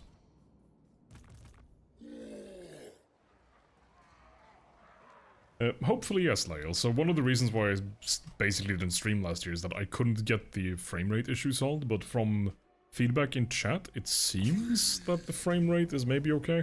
I can't quite tell because the preview on my end in the YouTube studio is completely butchered. Alright, it just isn't very fun to stream when the frame rate just makes the stream look like crap. So hopefully, if it's behaving, we'll be doing some more regular streaming. And John just got himself a motorcycle. Good for him. Just, I can't wait for the inevitably violent crash. You know what, Jono? You get to have a fancier weapon. Enjoy. Damage reduction or healing? I think the healing will be more useful for now. As I missed the confirm button several times.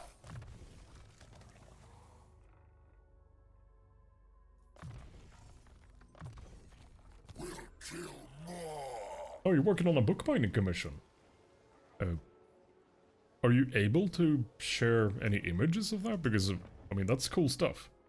Yeah, Jono the Face Planter. I wanted to name him the Gravitationally Challenged, but the character limit prevented it. So, you know, we make do with what we have. Where the hell did... I guess he just buggered off. That is quite annoying. I was hoping to defeat his lord, so I could maybe force a peace treaty on him and then go finish off the Kislalites.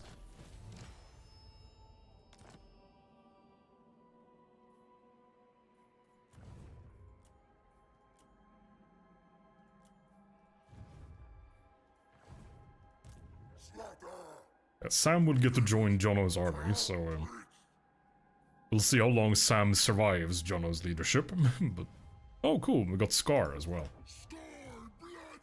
Now we have a second legendary hero.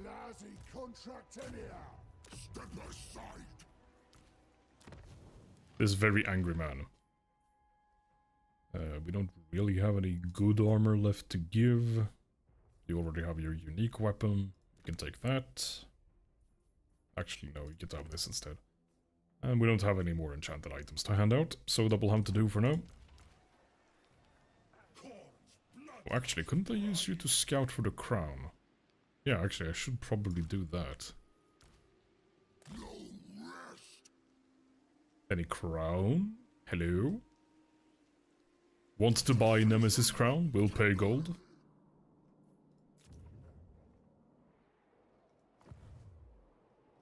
Pesky thing is hiding.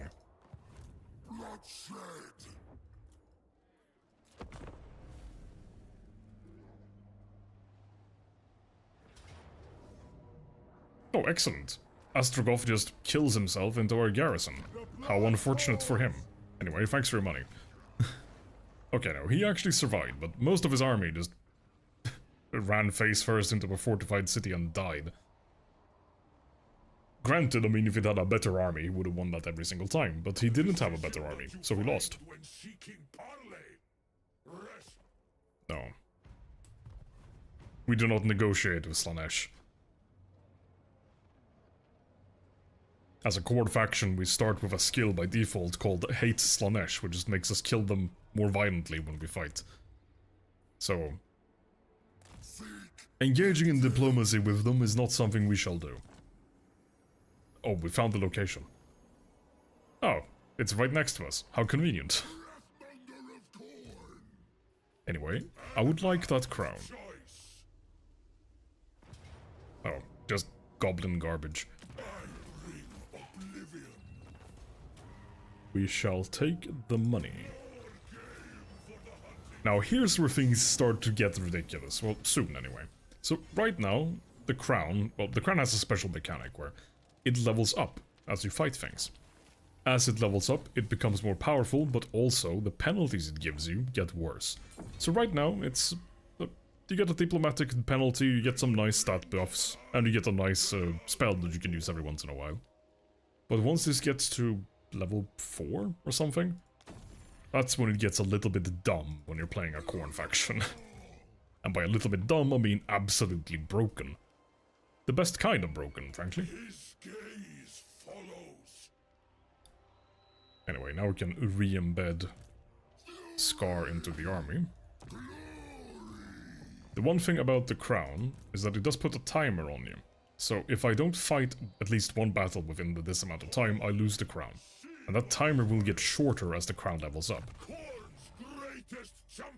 Meaning you have to keep fighting.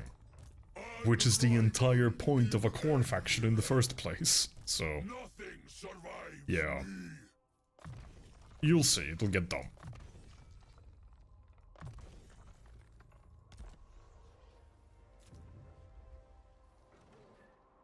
No point in upgrading that just yet. We couldn't quite reach Astrogoth, but we should be able to get him next turn. I mean, he might run off over here, but that's fine, because that's the direction we want to go anyway.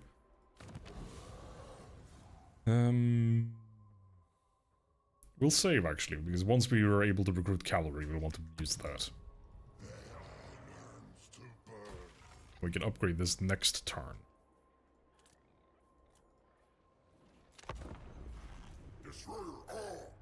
Oh, I forgot to give Sam a new movement order.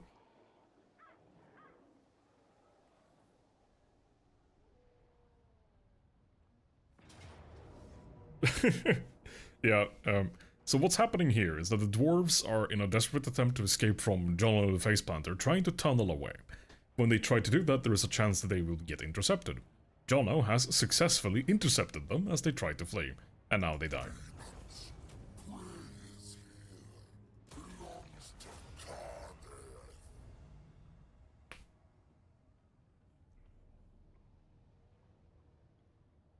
Now maybe we can get a peace treaty with the Chaos Dwarves so we can focus our attention on killing off Kislev.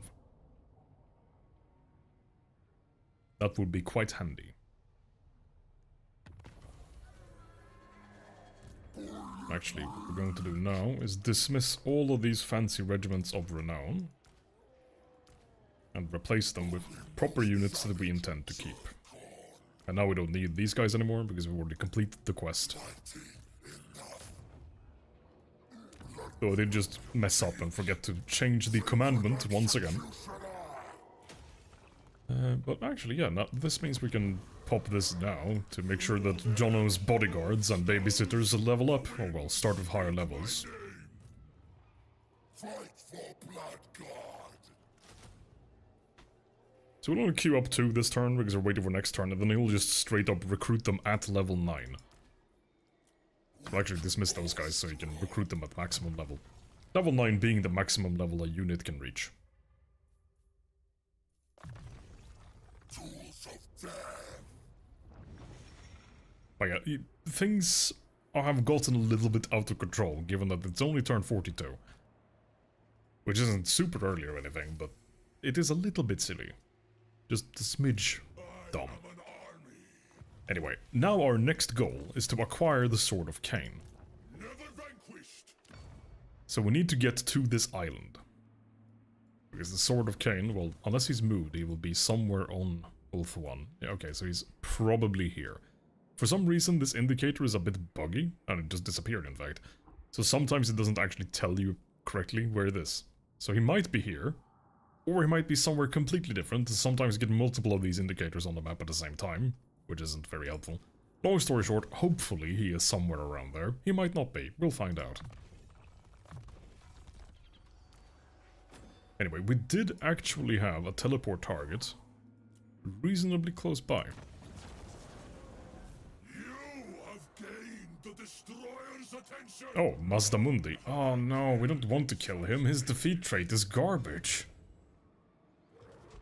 How many traits do we have? Let's see here. 1, 2, 3, 4, 5, 6, 7, 8, 9, 10. Okay, we can afford one crappy trait. Unsheathe the Destroyer. Hello. Goodbye. We'll take the replenishment here. Yeah, this trait is completely worthless. Which is why, well, it's a bit of a bummer that it was Mazdamundi we had to fight there, but... A mission at hand. It brought us closer to our objective, which is the sword. In the blink of an eye, they are no more. Millennia of carnage without end. Okay, thanks Nvidia for the random overlay notification. I'm gonna take a look at that and turn it off at some point. I just keep forgetting. Skulls for the Skull Throne.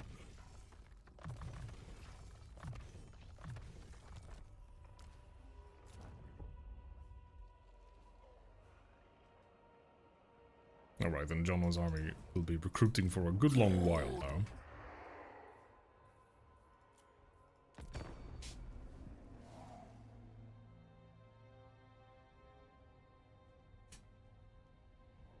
We might lose our corn gifts next turn. It kinda depends on if we're able to find some very unfortunate sailors Not know me as an enemy in your lifetime. ready to become immortal. Well, you have a long way to go. Now, this treaty isn't that useful to us, but we're going to take it just because, well, doing deals with people makes them like you more. So, sure, he's still not going to be my friend for very long, but it's all about buying time. Because, well, if we do get the sword and we level up the crown, because the sword also levels up, we're going to effectively end up at war with literally everyone in the entire world that we ever meet. Oh, perfect. People to kill. Failure. Is this terror I feel? Oh, actually, we do still have quite a lot of favor. Oh, it looks like the man with the sword is over here. Hopefully this indicator is correct.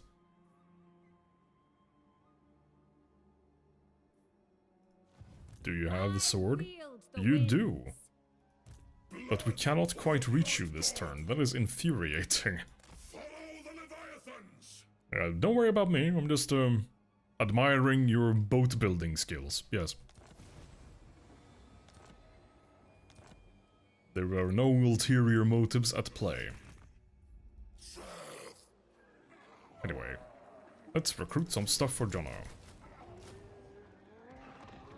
It's like 4 of these, and then we'll save 4 slots for the cavalry.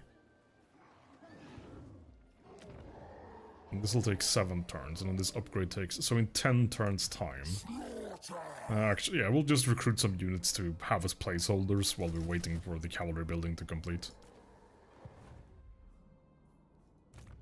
Because just sitting around for 5 turns doing absolutely nothing, not even recruiting, would be a little bit silly. Yeah, the fort should be safe to upgrade. Oh right, I was going to check if I could get... sure. That should keep them off our backs for a little while, so we can do the recruiting and then hopefully deal with Kislev.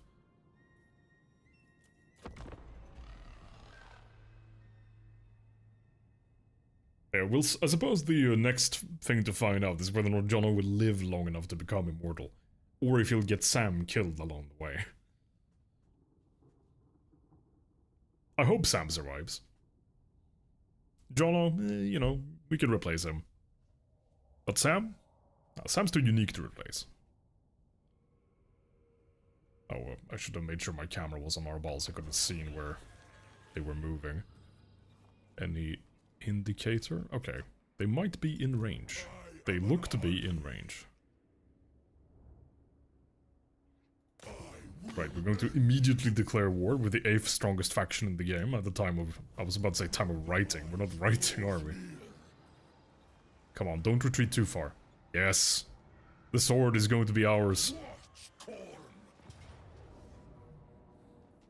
So once again, we're going to do this little trick here so we can get 2 separate fights. But anyway, now that we murdered this woman... Now we're going to take the replenishment. Now we're going to be given a prompt of whether or not we want to claim the sword for ourselves or reject it. Obviously we are going to claim it, because this thing is already crazy in its base form. These stats might not mean that much to you, but I can assure you this is insane. And it has 2 levels above this where it gets stronger. So at this point, frankly, I could probably disband Arbal's entire army and just have him win every fight by himself. Because, well, he has the 2 strongest magical items in the entire game. Now, the drawbacks of those items are quite severe. The crown more so as it levels up. But, now that we have these items, it's time to go hunt for the item, or rather the lords we want to kill, to get the traits, to make those penalties less bad. We can't really do anything about the diplomacy penalties that both of these items give. When they reach their max, or their final form, they will effectively give us a minus 200 or something to all of our diplomatic relations, which is a lot. But the crown's big downside, when you're playing an evil faction anyway, is that it reduces your replenishment rate, meaning all of your units heal much more slowly. Which can of course get you killed, because as you're doing fighting, you're taking damage and you're not healing properly. For you, their blood.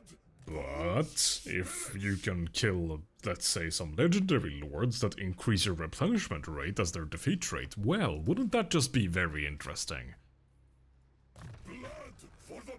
I happen to know a couple of people we can kill to get that, well, to make that happen.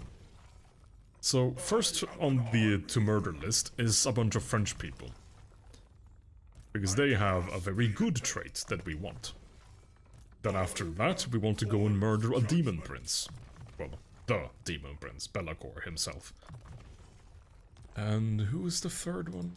Then we want to try and see if Festus is still alive. Festus might already be dead, I'm not too sure. But, if he's still alive, we'll go find him too.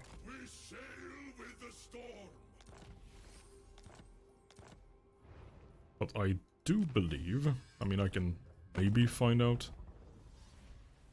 Demons of Chaos, Bellacore is under the Warriors of Chaos, I believe. Okay, Festus is still alive, but barely, so he might be dead before we get there. And we haven't encountered Bellacore's faction yet, so I can't tell if they're alive or dead. What about Bretonia? Okay, we haven't met any of the Bretonian factions. So hopefully the French are still alive, so we can kill them.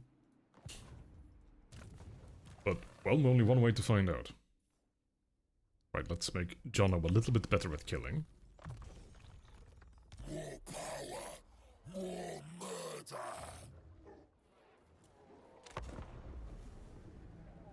If there's no gravity involved, they may live to become immortal.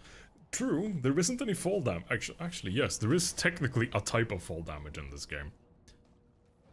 Alright, so here's a... I mean, just to show how ridiculous our ball is at this point. I'm going to try... Let's see, actually, we've checked the map.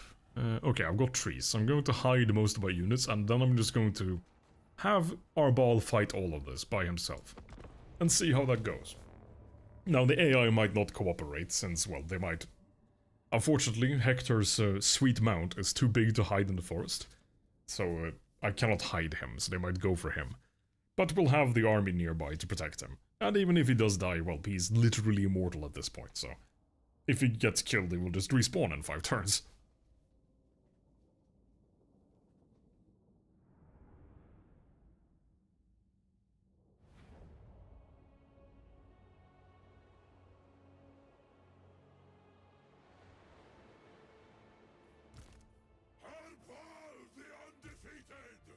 Right, so let's see here. We're probably going to just, chuck, I almost called him Connor. We're going to chuck Hector over there. And hopefully hide him in that corner of the map.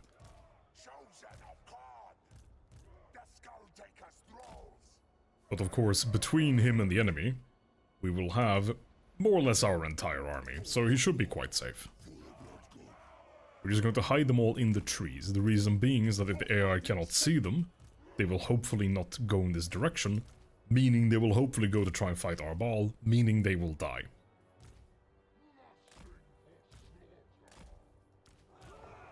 Yeah, we can actually give Hector a dog friend to look after him as well. We're just going to use Vanguard deployment, which good old Arbal gets to well, drop him down as close to the enemy as we possibly can, and then just hit the accelerator. White Lions of Trace. Great weapon, high tier infantry.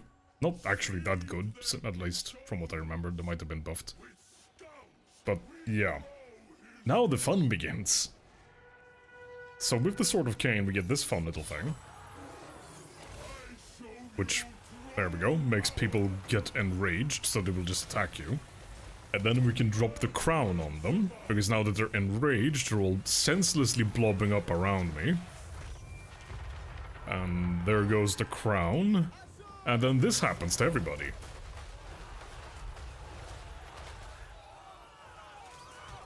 Yeah, the health bars aren't doing that great anymore.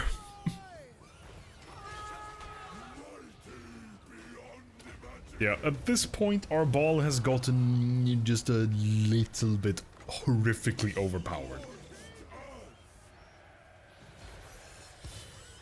And again, this is the crown and the sword, both of them in their weakest forms. Neither of them have leveled up yet. Yeah, oh, the burb is escaping. The burb lived to fight another, or lives to fly another day.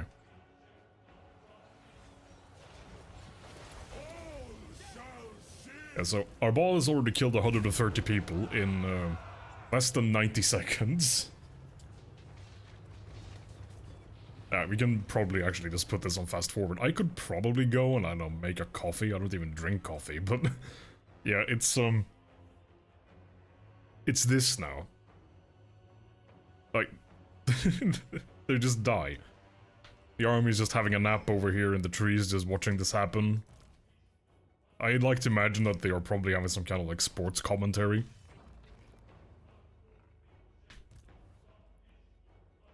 Alright, the enemy reinforcements are approaching, which includes Tyrion, the Phoenix King, or... Phoenix? Is it the Phoenix King? I think he's the Phoenix King of the High Elves. So, another legendary lord and a very good duelist, normally. He can be quite scary in and of himself. We're going to do that to enrage them, to make them come back over here. And then we're going to just bomb them with the crown again. Alright, so now they're starting to look for... Okay, they actually found us. That is a little bit annoying. Now we have to play the game. For this particular purpose, having blood up in the trees isn't very helpful. So we're going to disentangle our units to begin with. Annoyingly, the High Elves do have a lot of ranged units. Right, our ball is taking some damage from Tyrion.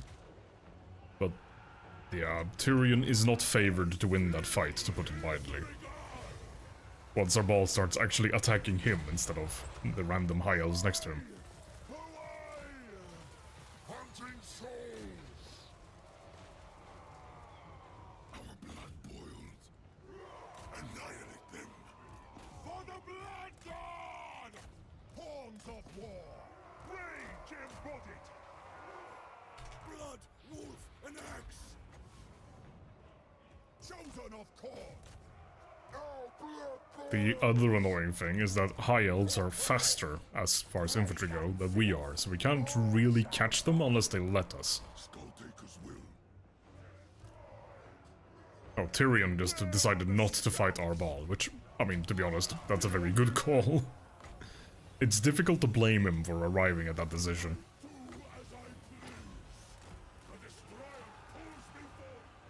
So I guess we'll just send our ball to him.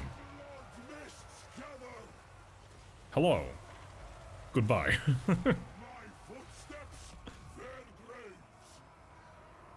Blot out the sun. Yeah. The Zoom elves. In it for the gold! For the loot and dinner! Golden powers. Sacrifice them! Alright, time to make some friends, Hector. For destruction!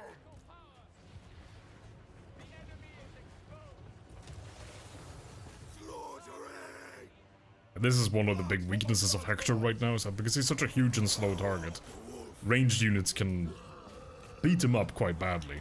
Slaves to darkness! God behold! But yeah, once he catches up to them, he can beat up most things. Servant of the murder lord! Help the undefeated! Chosen of God! Help the undefeated! Friends are always nice to have, that's true, Hector. Especially when they're willing to kill for you. Blood for the blood god. Done. God of powers! Murder for God! Chosen of corn! Right, we are chasing them off the map.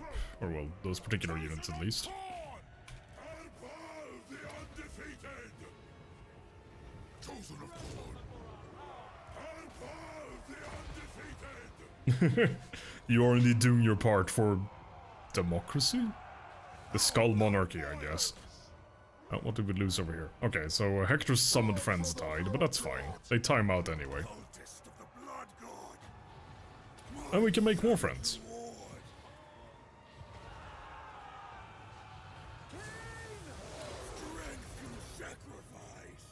Actually, you can have a buff too. Why not?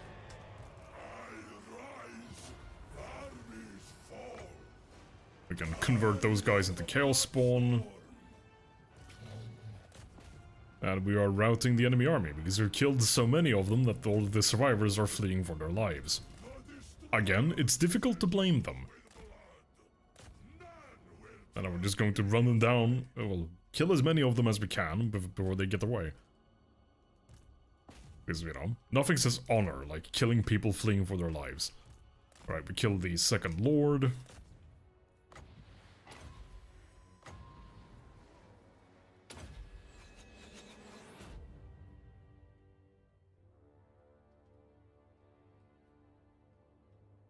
You know, now that we're here, we might as well wipe out High Elven civilization, right? Actually, no, we need to go get our defeat rates. Never mind. But once we do, we go kill the High Elves. So from this point on, I'm going to impose a restriction on myself. I am allowed to keep Jono's army, but it's only allowed to defend the territory I already own. The only army that I am allowed to actually attack the enemy with, from now on, will be Arbal's army. Which means that all the genociding will come down to this one army. This also makes the penalties of the crown and the sword more meaningful. Does eating vegans make one vegan? Philosophically, perhaps. Practically, not so much. But yes. as I was saying, by imposing that restriction, it makes the enemy, well, it makes the penalties of the diplomacy more relevant, since I cannot necessarily fight in every direction at the same time. Since, sure, I can defend my territory, but I cannot actually go and kill every attacker all at once. Indeed, Jono. Yes, but actually no. Alright, so because we've fought enough battles, our crown has leveled up.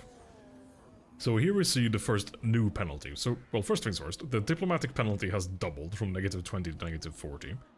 And now all of our units cost more upkeep. This health bonus is only for Arbal.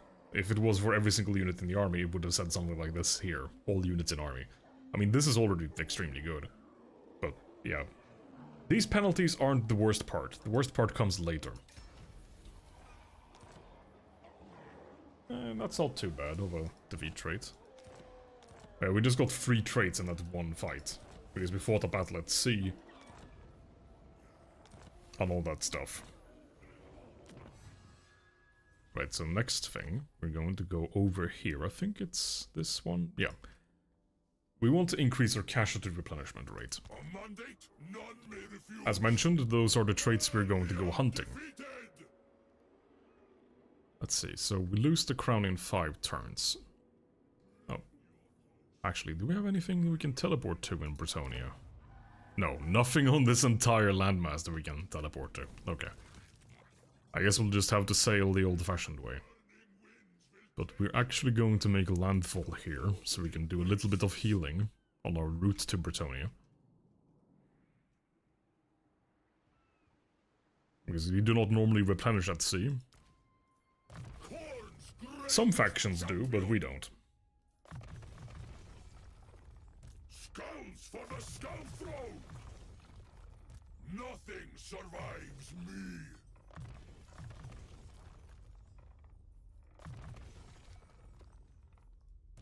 Millennia of carnage without end! Oh wait, whoops. There we go.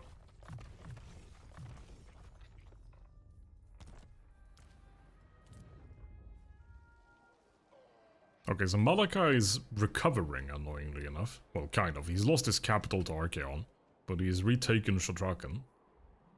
Or however the hell that is pronounced. Herald of Khorne!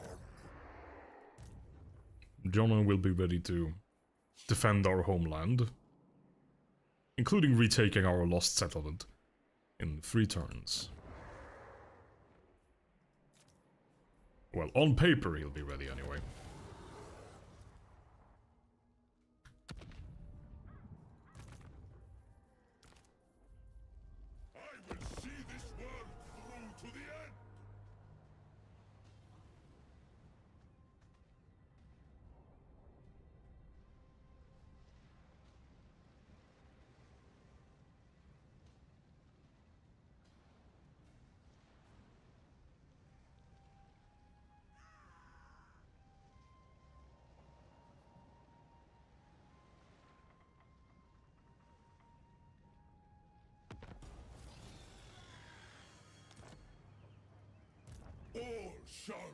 Right, now that we've done a little bit of healing, we're going to move along the island and use the Elven cities for movement.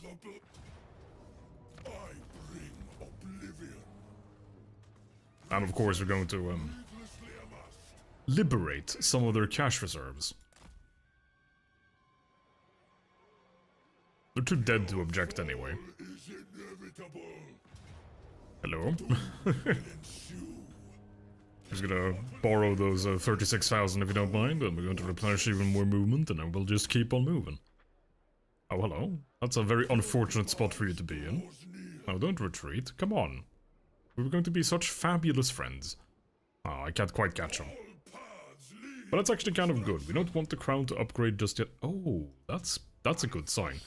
That is Bellacor's faction. Yes, it is. So Bellacor is still alive somewhere. Perfect. He is one of the lords we really want to kill. Things are falling into place. So far, at least. I mean, they can still go wrong. And I mean, basically, as mentioned, if we do ever lose of Arbal's army, that's just game over. But, it would take quite a lot for us to lose with his army at this point. It's not impossible. If I get caught at a bad time with low health units or whatever, it can certainly happen. Again, because healing isn't unlimited. Oh, John leveled up again. Oh yeah, there's no particular skill we want there. We just need to spend some points here so we can unlock the next tier of red skills. Alright, our ball got yet another trait. Unfortunately, that trait is great on basically anyone except our ball, because he already gets those buffs. Actually, no, because the perfect vigor, which, well, prevents you from getting tired, he would normally get from his unique axe, but since he's not using it, he doesn't get that buff. But we got that through the trait now, so... hooray? Anyway, let's see here, we have 1, 2, 3, 4, 5, 6.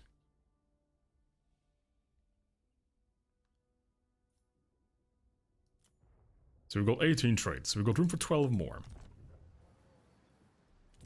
But yeah, unfortunately there is no way to actually remove traits except using mods or cheats. But hopefully we'll be able to hunt down the traits we want.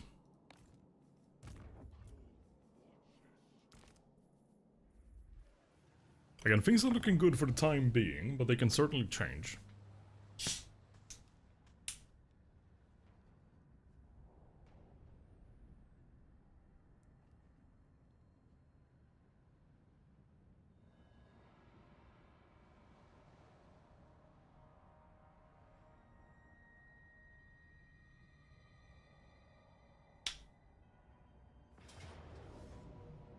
Yeah, and this is why we didn't invest anything in Frozen Landing, because its loss was quite obvious. But that's fine. That means that he isn't moving towards the one settlement in that region that we care about. Oh, that's a shame. That's Enkari's faction, and Enkari has a trait we would have liked. Not as a mandatory trait, but as a nice little bonus. Let's see. I believe I'll be able to get further if I burn down this city.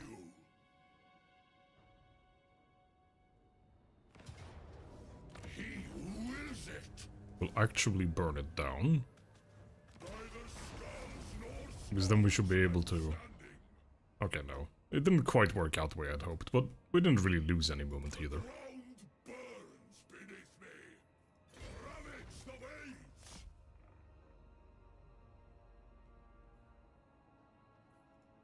Nothing survives me.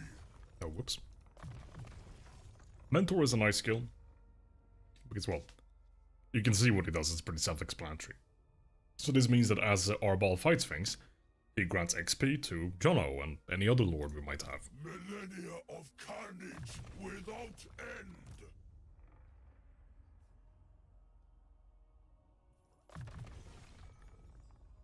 Oh wait, no.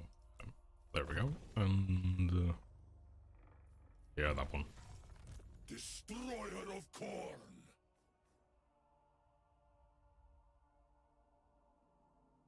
Is this guy unbreakable or not? No, he is not, so we'll actually get him leadership.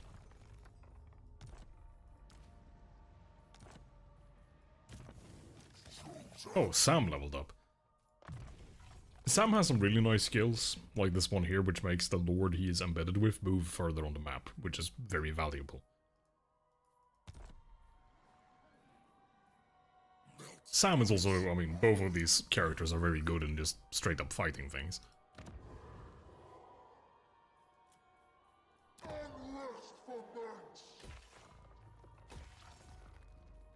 Oh, whoops, that's the wrong building. That's the one we want. I think you're level 12 or 13 at this point, Jono, so you still have quite a long way to go before you get to your immortality. But soon you'll have a very strong army, so you're even more likely to survive to that point. So at least you cannot blame you for trying to get you killed.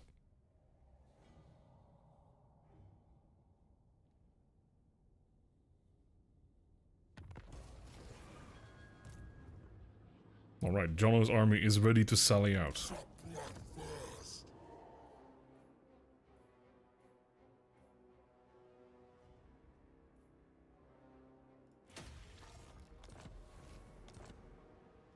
Oh yeah, I can double check. Yeah, you're level 12, Jono. Yeah, you're surrounded by some of the best infantry in the entire game. or well, some of the best melee infantry. They're not very good ranged infantry since they don't have a ranged attack, so slight qualifier. An army. We sail with the storm. Alright, so we're going to take this fight, because it will refresh our combat-related things. And excellently enough, the faction that has the first of our, well, hit list targets is still alive. So this is Carcassonne, which is the faction of a character called the Fey Enchantress. If we kill her, we get a permanent plus 10% replenishment rate, which is very, very nice. So now we're just looking to hunt her down. Ah, and she has 8 settlements, so she's very likely to still be alive somewhere on the map, and even if she's dead, she's likely to live long enough that we can just wait for her to respawn. Alright, Hector, thank you for joining us. It's been a good time having you here. And you take care and have a good one in general out there doing this, well, whatever it is that you do. Which is, I don't know, growing gold out of, I don't know, a cave somewhere. Never vanquished. Instead of a gold miner, you're an actual gold farmer. You just grow gold like a plant. Little known fact, Hector is actually distantly related to King Midas. All shall fall before I am done.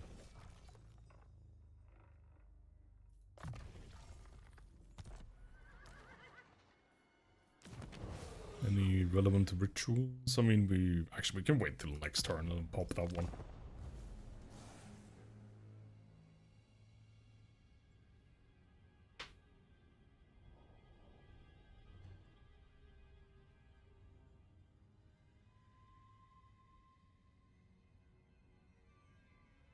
Alright, the hunt for the French has begun.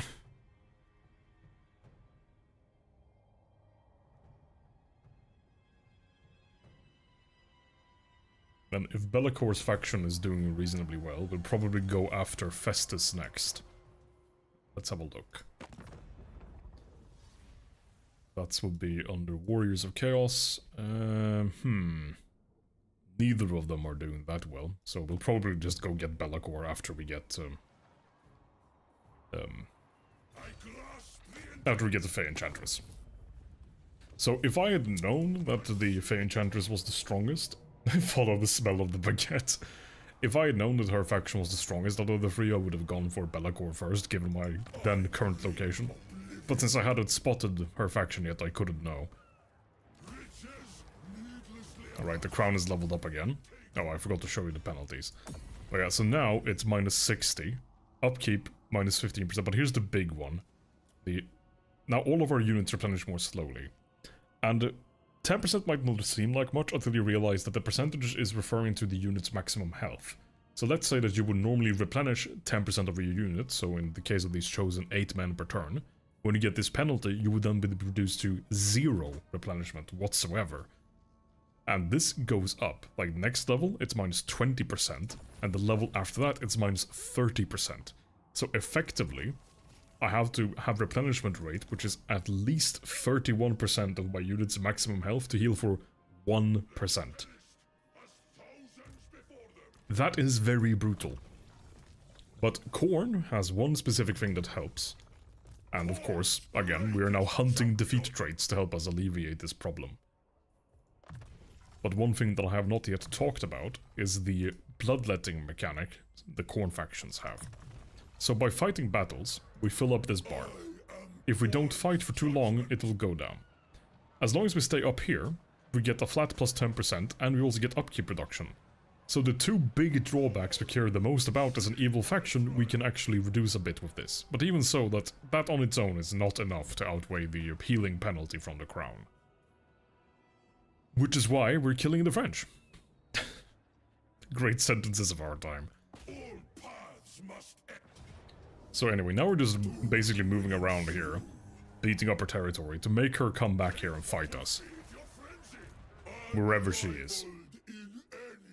And of course, by doing this, we also maintain our fight-based mechanics. Oh, and Hector just achieved the maximum level. He is now level 50. We might be able to get a little bit more power out of him by getting him a little bit better items here and there, but other than that, he has now finished his career. Any Fey enchantresses around? In the direction of carnage. The baguette eludes us for now, Jet. But Arbal killing people has caused Jono to level up once again. Oh, actually, does he have... Okay, he does have a drill master. We can give Sam one as well to help Sam level up faster. Oh wait, we can just do this because, well... Hector doesn't need the XP bonus anymore since he is literally unable to gain, or well, to level up anymore.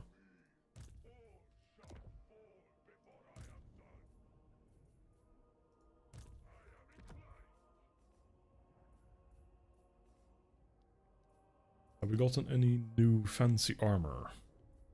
No. But we can now merge these two. Let's see. Oh, well, there we go. So that one, frankly, isn't any... It's actually worse than the one he already has, but it's good armor for someone else. So, actually, we can give it to... what does Jono have? Jono has Gambler's armor, okay. So he already has a better one.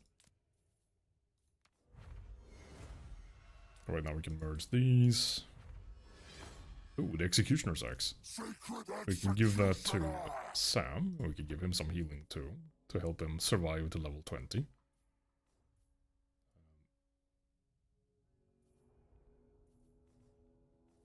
Oh, actually, we can give him the armor, since he isn't immortal, whereas the dog is, so... We want to make sure that Sam survives. Or well, at least do the best we can to make sure that he survives.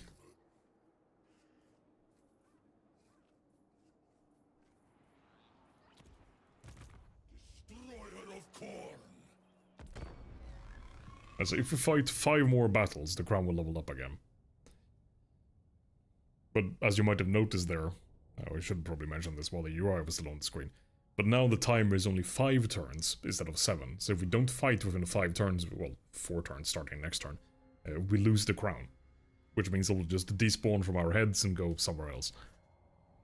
After a while it should reappear on the map, but I don't think I've ever lost the crown, so I'm not super sure how that mechanic works. And of course, whenever I get the option to take it, I always take it, so... Oh, Festus just got wiped out. That's a shame.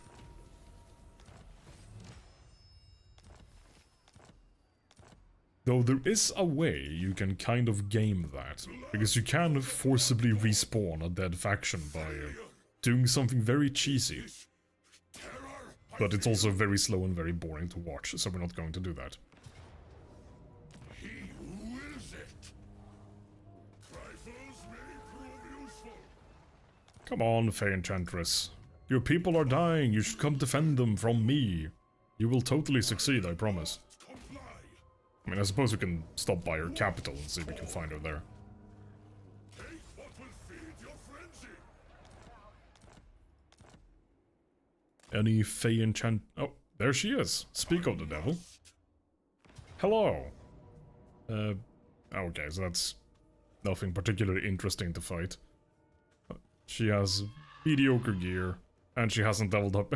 For some reason, she's leveled her combat skills, even though she's a spellcaster. So, anyway, she's dead.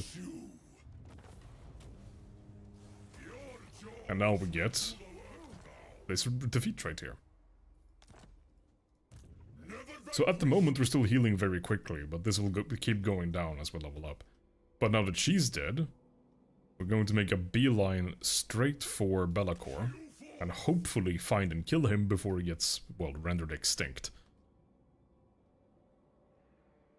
So last we saw him, he had an army over here, but this home region is actually up here. Oh, I keep forgetting to check. No, nothing useful to teleport to, that's a shame. As long as you stand, you march. I am Korn's judgment.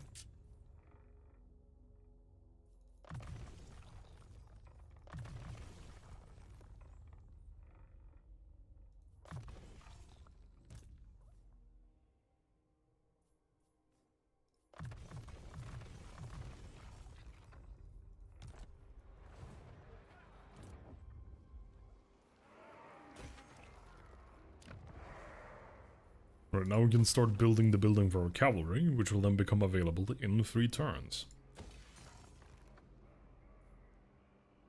And we'll round out the last building slot with that thing there.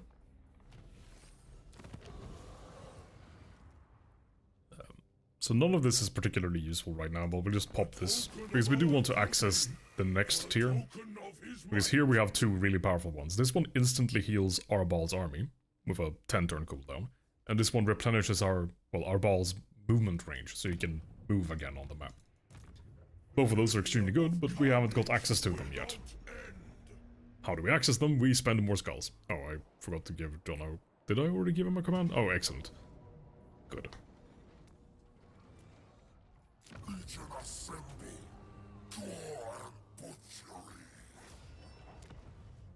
Because now we can reclaim our lost land. And then we'll keep sending Jono on a glorious crusade of reconquest.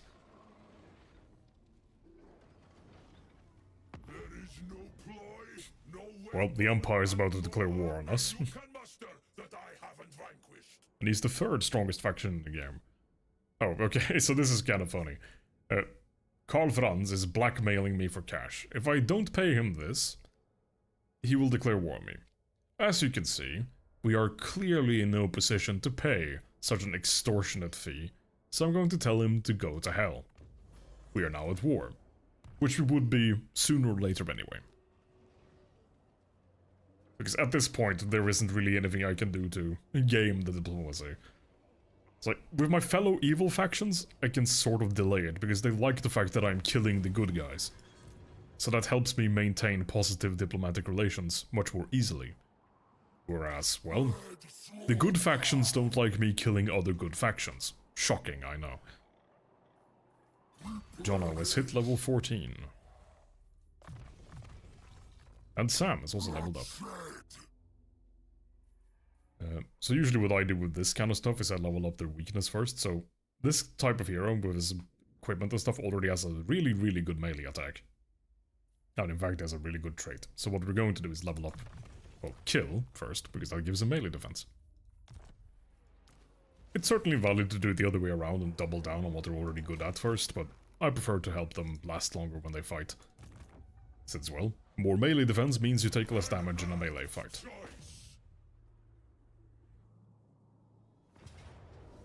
Anyway, we have more Frenchmen to burn down. Or, well, loot. They cannot hide the baguettes. The bakeries will burn. Maximilian. That looks like a big fight. That might be fun. Yeah, let's go kill some more French people. So we're going to just do this real quick, because our ball actually leveled up. And now we're gonna kill some French people. So we could... So even all of this we could just... I mean, actually that's almost just entirely peasants.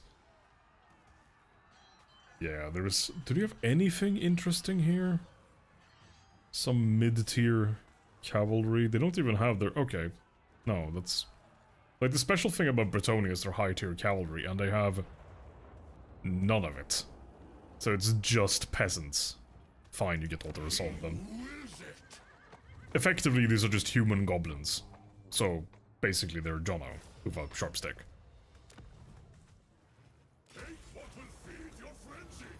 Right, we level up the crown again. It is now in its penultimate form. So the next level is the crown's final form. And here we can see the penalties of the next level of the crown. Minus 100 diplomatic relations. Minus 25% casualties captured post-battle, which means that when I click the button to help me heal after a fight, that will be less effective. Upkeep. Every unit costs 30% more per turn. Casualty replenishment rate. Minus 30%, which is the big one. But then, here is the fun thing. Replenishes 30% campaign map movement range after winning a battle. This stacks with the Blood God's Vigor, which means we replenish 60% of our movement range every single time we win any fight of any kind. All shall fall before I am done. Unrivaled It gets quite ridiculous, as you can more or less cross continents in one turn if you find things to just chain fights. Now, of course, you do need to pay attention to the fact that you'll be taking damage while you do this, which is why the replenishment rate penalty is such a big deal. Which is then, in turn, why getting those replenishment rate buffs is such a big deal. Because, well, once you get them, you don't really care that much about the penalties. Still a problem, of course, because you can never truly just counteract it. At least not with a Khorne faction. But, yeah. Jono has hit level 15. He is approaching immortality, but he's not quite there yet.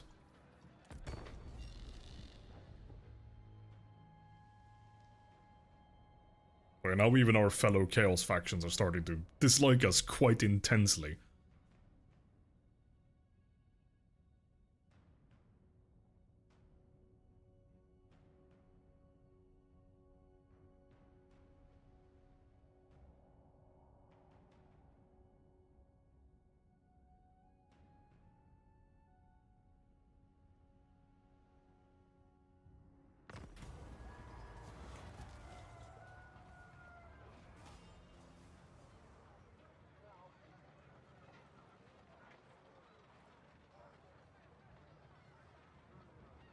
Right, so we don't really care about the recruitment cost discount, it's also so low. So we're actually going to take an extra hero. Well, I think this one needs to be named after Lael. Oh. Okay, Jono can become an exalted bloodthirster now. So, mortals can become demon princes. At least the mortal lords can. The demon lords can ascend into greater demonhood. So we click this little button here.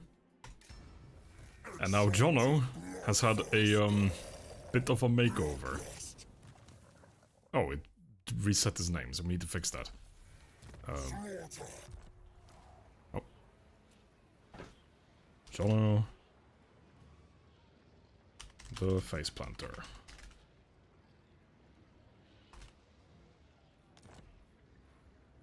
So yeah, this is Jono now. No, you're not the prince. You're just a greater demon. You would have had to have been a mortal to become a demon prince. But basically you are the you're the same kind of demon as Skarbrand. You're just not as good as Skarbrand, because Skarbrand is the greatest of the Bloodthirsters. But you are a above average Bloodthirster now. Now, this does mean you have lost half of your levels.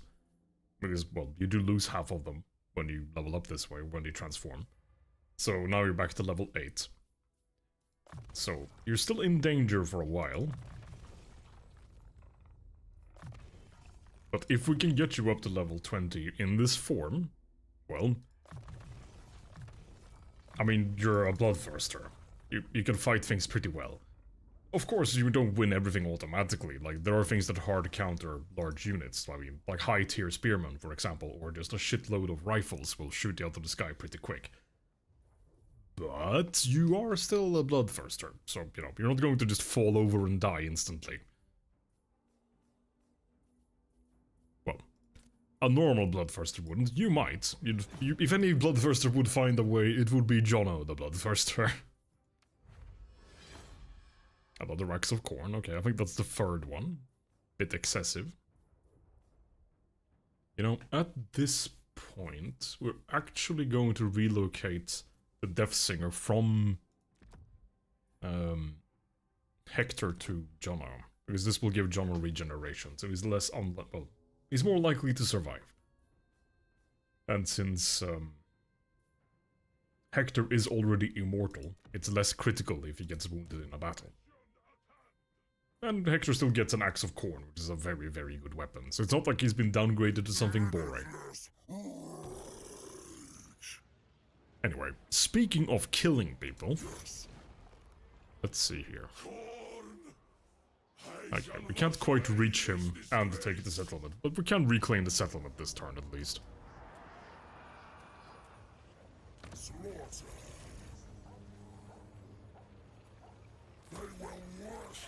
Yeah, whenever Jono next finds a battle that is at least remotely even and not just 5 peasants with sticks, we'll show what Jono can do in a proper fight.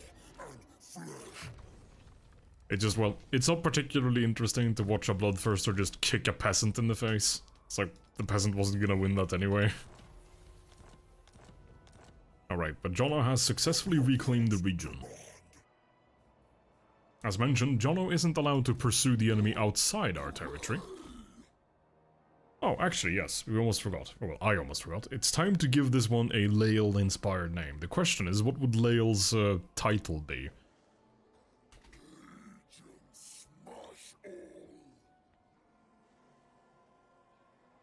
I know you mentioned you were busy with a bookbinding commission, Lael, but if you're around in chat, and if you've got a name you want me to add in here, I'll add it. Actually, I can just leave it as this for now, and then... Well, I can always just change this whenever, so... If you're in chat and you come up with a last name / title or whatever you want me to add, I will add it, but, well... The character limit is unfortunately a little bit restrictive. Alariel, I do not remember her defeat trait. But she is an elf, so she has to die.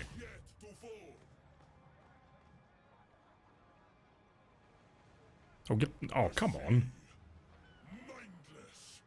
Ooh, lame. Oh well. The elf ran away, as is to be expected of such a weak kind. Right.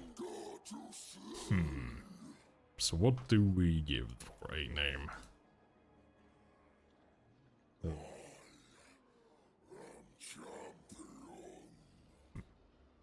I haven't thought of a good one yet, but when I do come up with one, we'll give you a proper title.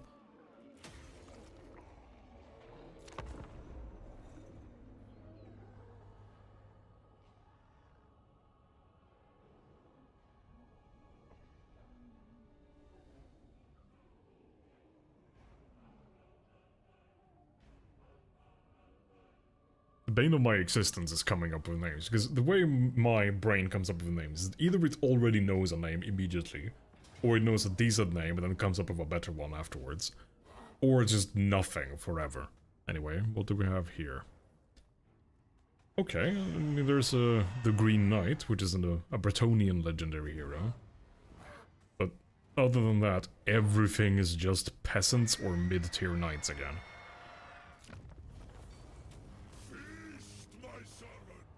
Come on, game, give me something interesting to fight. Some Grail Knights or something. Something worthy of our attention.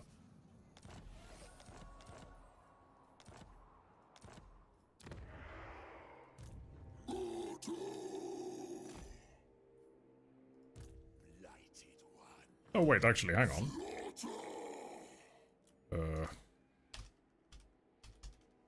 I mean, it might come up with a better one, but at least this one is appropriate.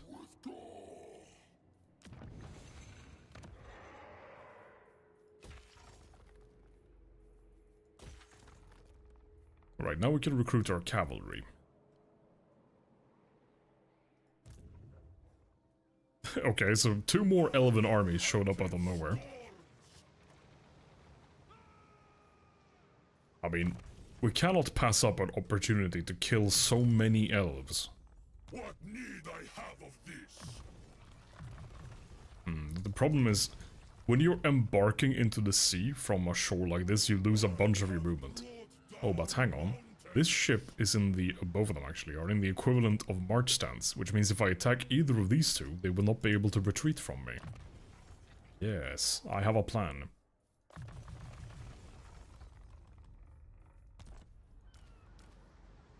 Which will hopefully work. It does indeed work. So if we were to take this fight, that would be a bit brutal. But of course we can use the lightning strike, kill the first army, get a smidge of healing. But of course, since we just won a battle, well, we have replenished some movement, meaning we can hunt them down. Okay, so we're going to have to fight this one properly. That's good, let's fight both of them. Actually, no, we want to get the favor. We need to make sure that we can pay our favor upkeep so we don't lose our buffs. You can always get them back later, but we don't want to lose them. Since, well, moving faster is quite useful.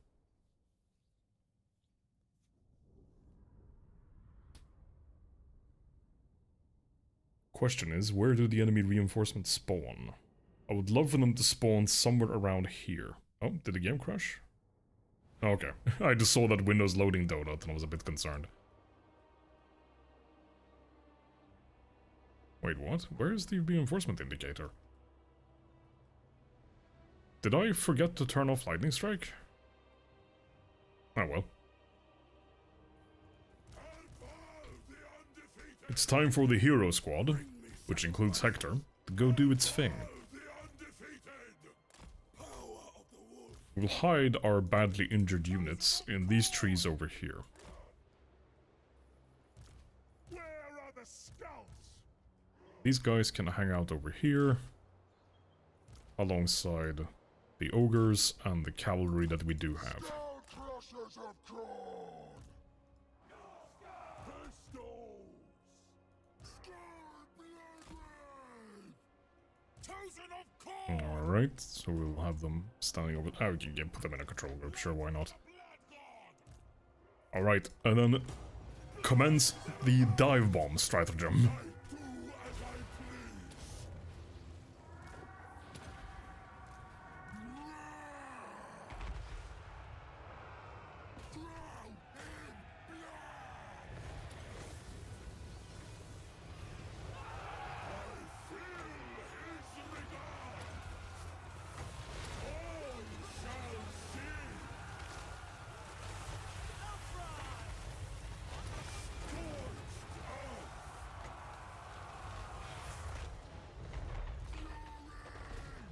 Cultist of the blood god. Ritual of blood. Maneuvering.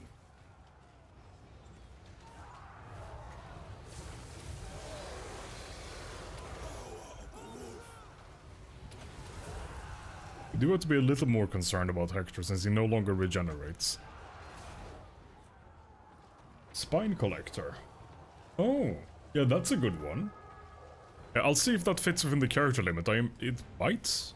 If nothing else, we'll figure out a version that does. Our dog is being shot.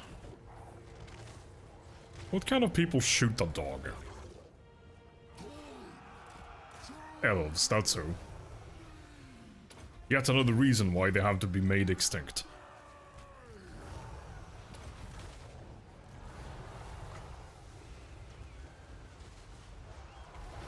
Right, we need to go save the doggo.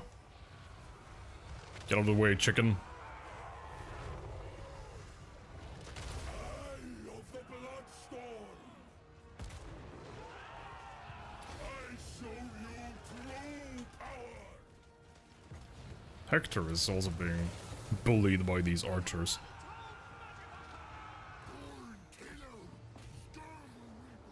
Alright, let's see if we can... No, Hector is going to get wounded here, but that's okay. He will respawn.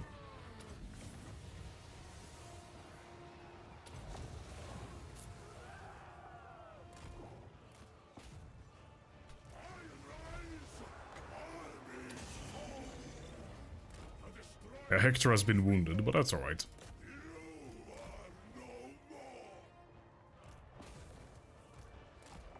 So normally, of course, you would be using your other units, but in this particular case, we're deliberately trying to keep our injured units out of the fight so that we don't lose them. Mighty beyond imagining.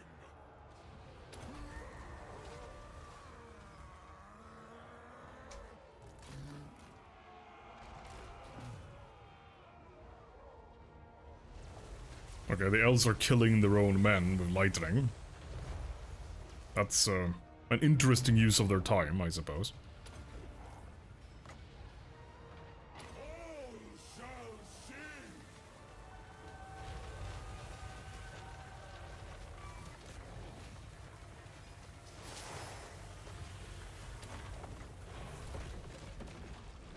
I walk the grisly path. Scorched earth. None will survive.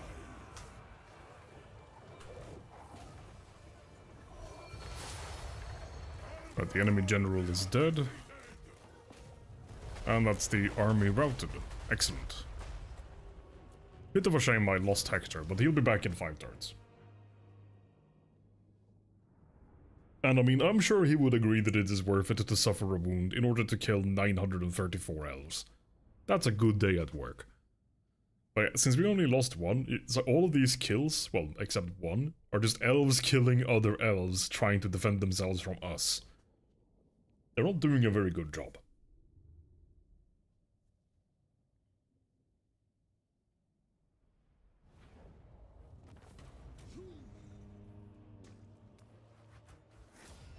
Your jaws will do the work now. Erpal the undefeated! Another good thing about this is that taking these fights of our ball means Jono gets a bunch of XP while being safe, so he can level up. Shall fall before I am done. But before we forget, let's find Lael on the map again.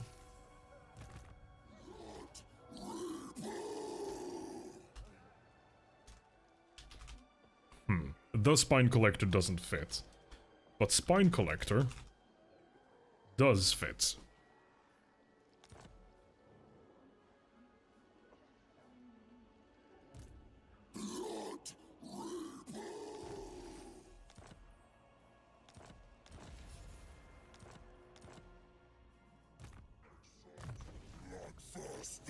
Yeah, so from our ball fighting those two fights, Jono leveled up 3 times, alright.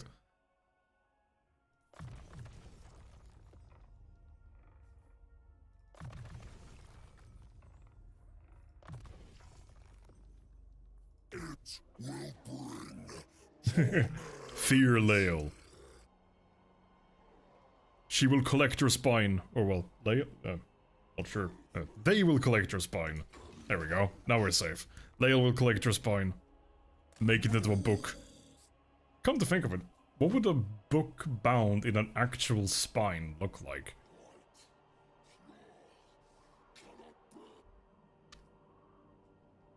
That would be somewhat morbid, but I mean, would they do books bound in skin?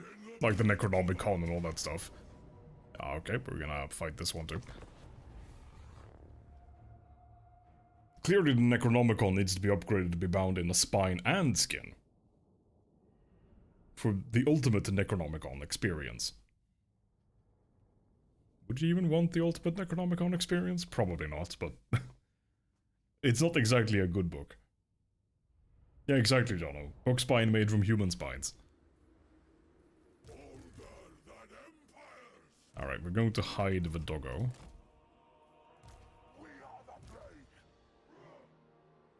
That's weird. Why do my Chosen of Corn use Nurgle voice lines? They're not supposed to say, "We are the plague." That's for Chosen of Nurgle.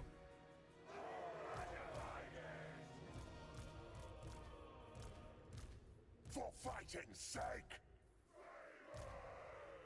Pistols! The Skull-Taker's throats! Chosen of Corn! Lusting for slaughter! Born Killer! Skull Reaper! Skull! I mean, screw it, we're just gonna send our ball in and see what happens. We will water his fields with blood! Seed them with souls! With stuff!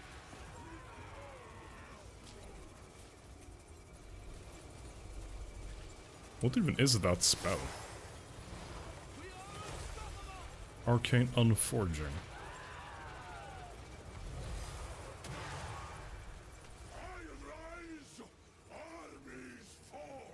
I don't think I've seen that spell. At least I've never paid attention to that spell before. You know, if we do this, we should be able to force... Oh, she dodged it. I was hoping to enrage Alariel so she would come down and fight me instead of being so... Oh, maybe? Oh, so close yet so far.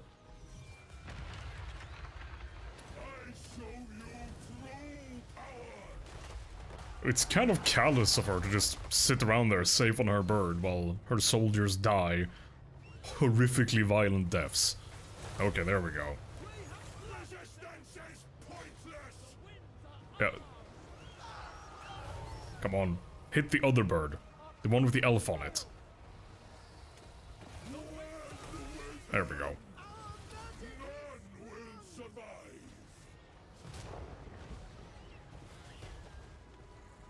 Okay, so this green miasma you see here, that's also because of the crown.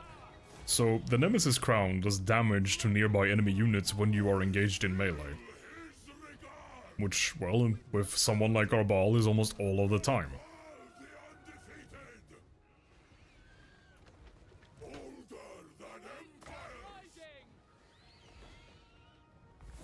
Going to transform those guys into Chaos Spawn.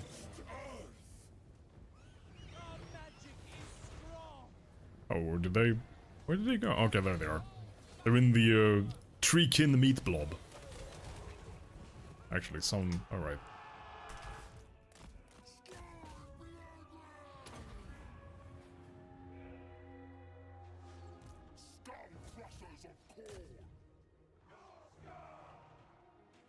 What? How does the AI do that? Like, one of... Like, the units are supposed to move as, well, a unit. But this individual chariot got to run away, which... That's not how it's supposed to work. Just a bunch of weirdness of late in Total War Warhammer. Meanwhile, our ball is perfectly unharmed.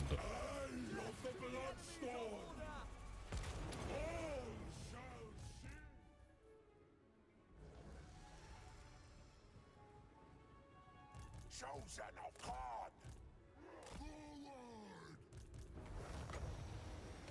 I show you true power.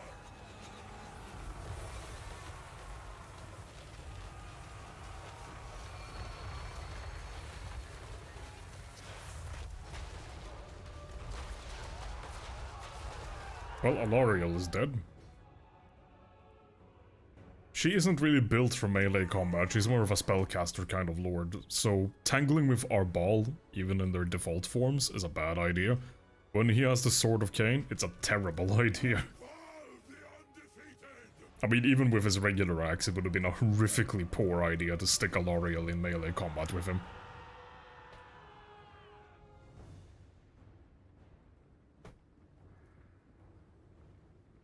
Alright, some of the elves are smart enough to realize that fighting Arbal head-on is not how they win this battle. I mean, they're not going to win this battle at all, but... the fact that they spent any time at all trying to fight him like this is just... well... not going to work for them.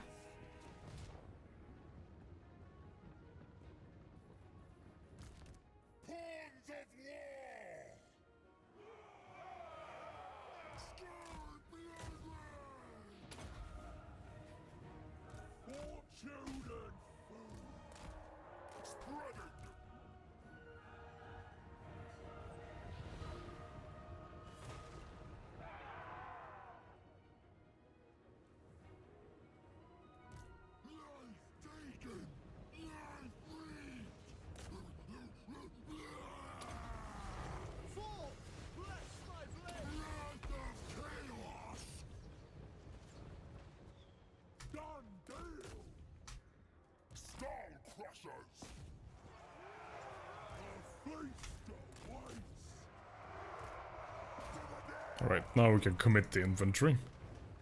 The only things we were really scared about were the Treekin, or well, not scared of the Treekin, but the Lariel's spells, because frankly I don't remember what spells she might know. And if she has access to things like the Lore of Heavens, she can drop a comet on our heads. And as good as our armor is, it's not comet-proof. Believe it or not.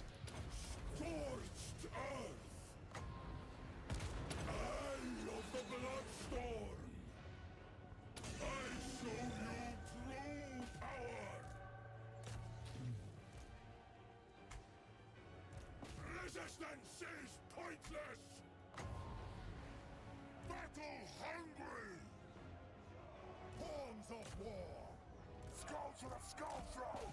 Chosen of God!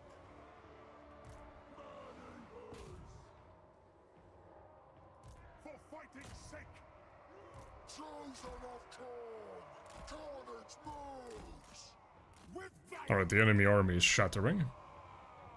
Oh, in case I didn't mention, the little grey bar underneath the health bar, which is in my case the green bar, in their case the red bar, the grey bar is the morale.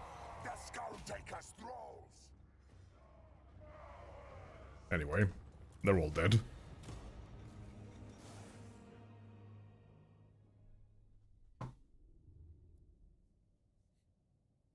As Alariel did kill someone, problem is it was one of her own men.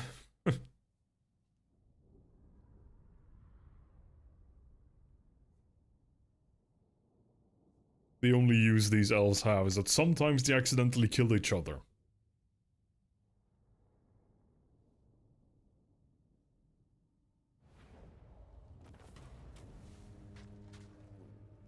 Another little smidge of healing. You can have it. Alright, and now we can probably auto-resolve the Well, the undefeated. handful of survivors that got away. Skulls for the skull throne. Oh, Jono is already back up to level 12. Such blood. I bring oblivion. Feast, my servants. Khorne's greatest champion. Let's see if we can find ourselves a little Be'lakor friend to kill.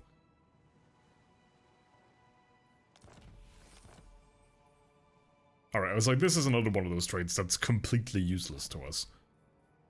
Follow the Leviathans. Oh. Okay, good. His faction is still alive. Unrivaled in any realm. Serviceable for a time.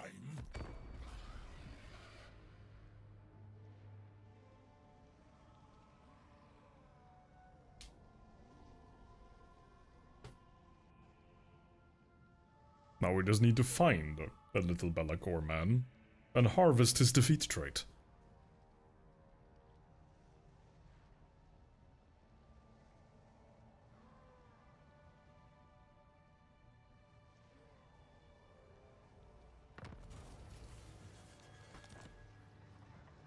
I am an army. Nothingness and no more.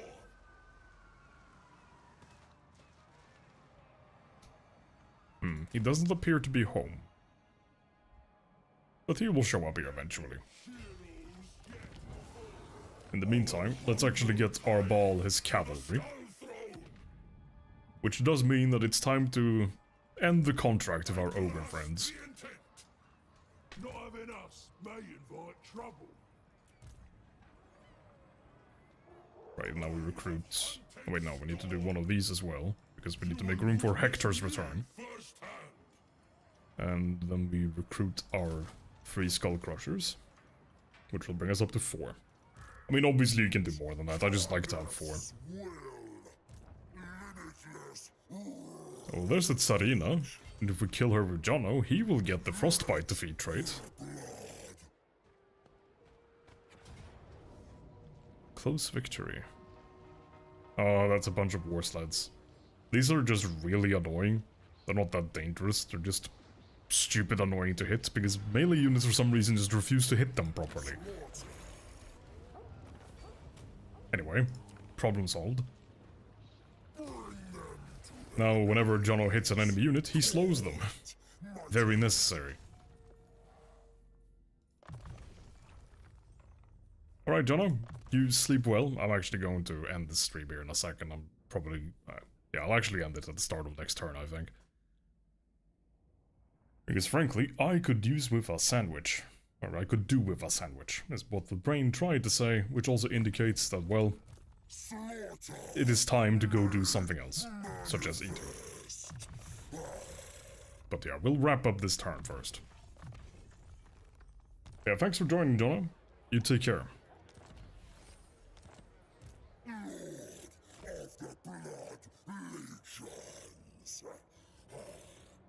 Slow and careful nuclear. Well, on the bright side, you have wings now. So, as long as you don't forget them, you should be alright. Finally, a falling-proof form for Jono. I guess you did finally achieve your wings, after all.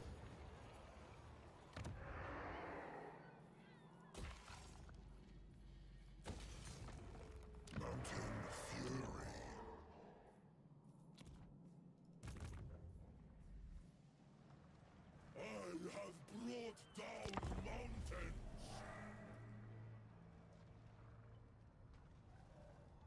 Yeah, that's true, Lael. He is a Muppet after all.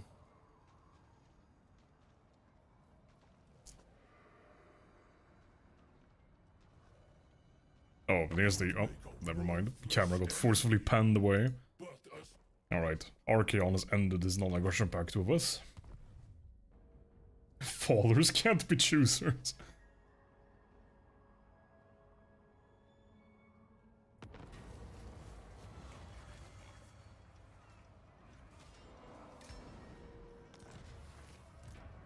millennia of carnage without end. Well, I suppose we can save here. Let's just allocate our skill points.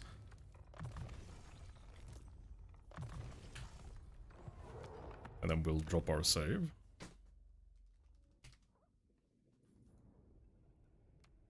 And with that, I would like to thank you all very much for joining me. I hope you had as much fun as I've had, and I'll continue doing this sometime soon-ish, question mark?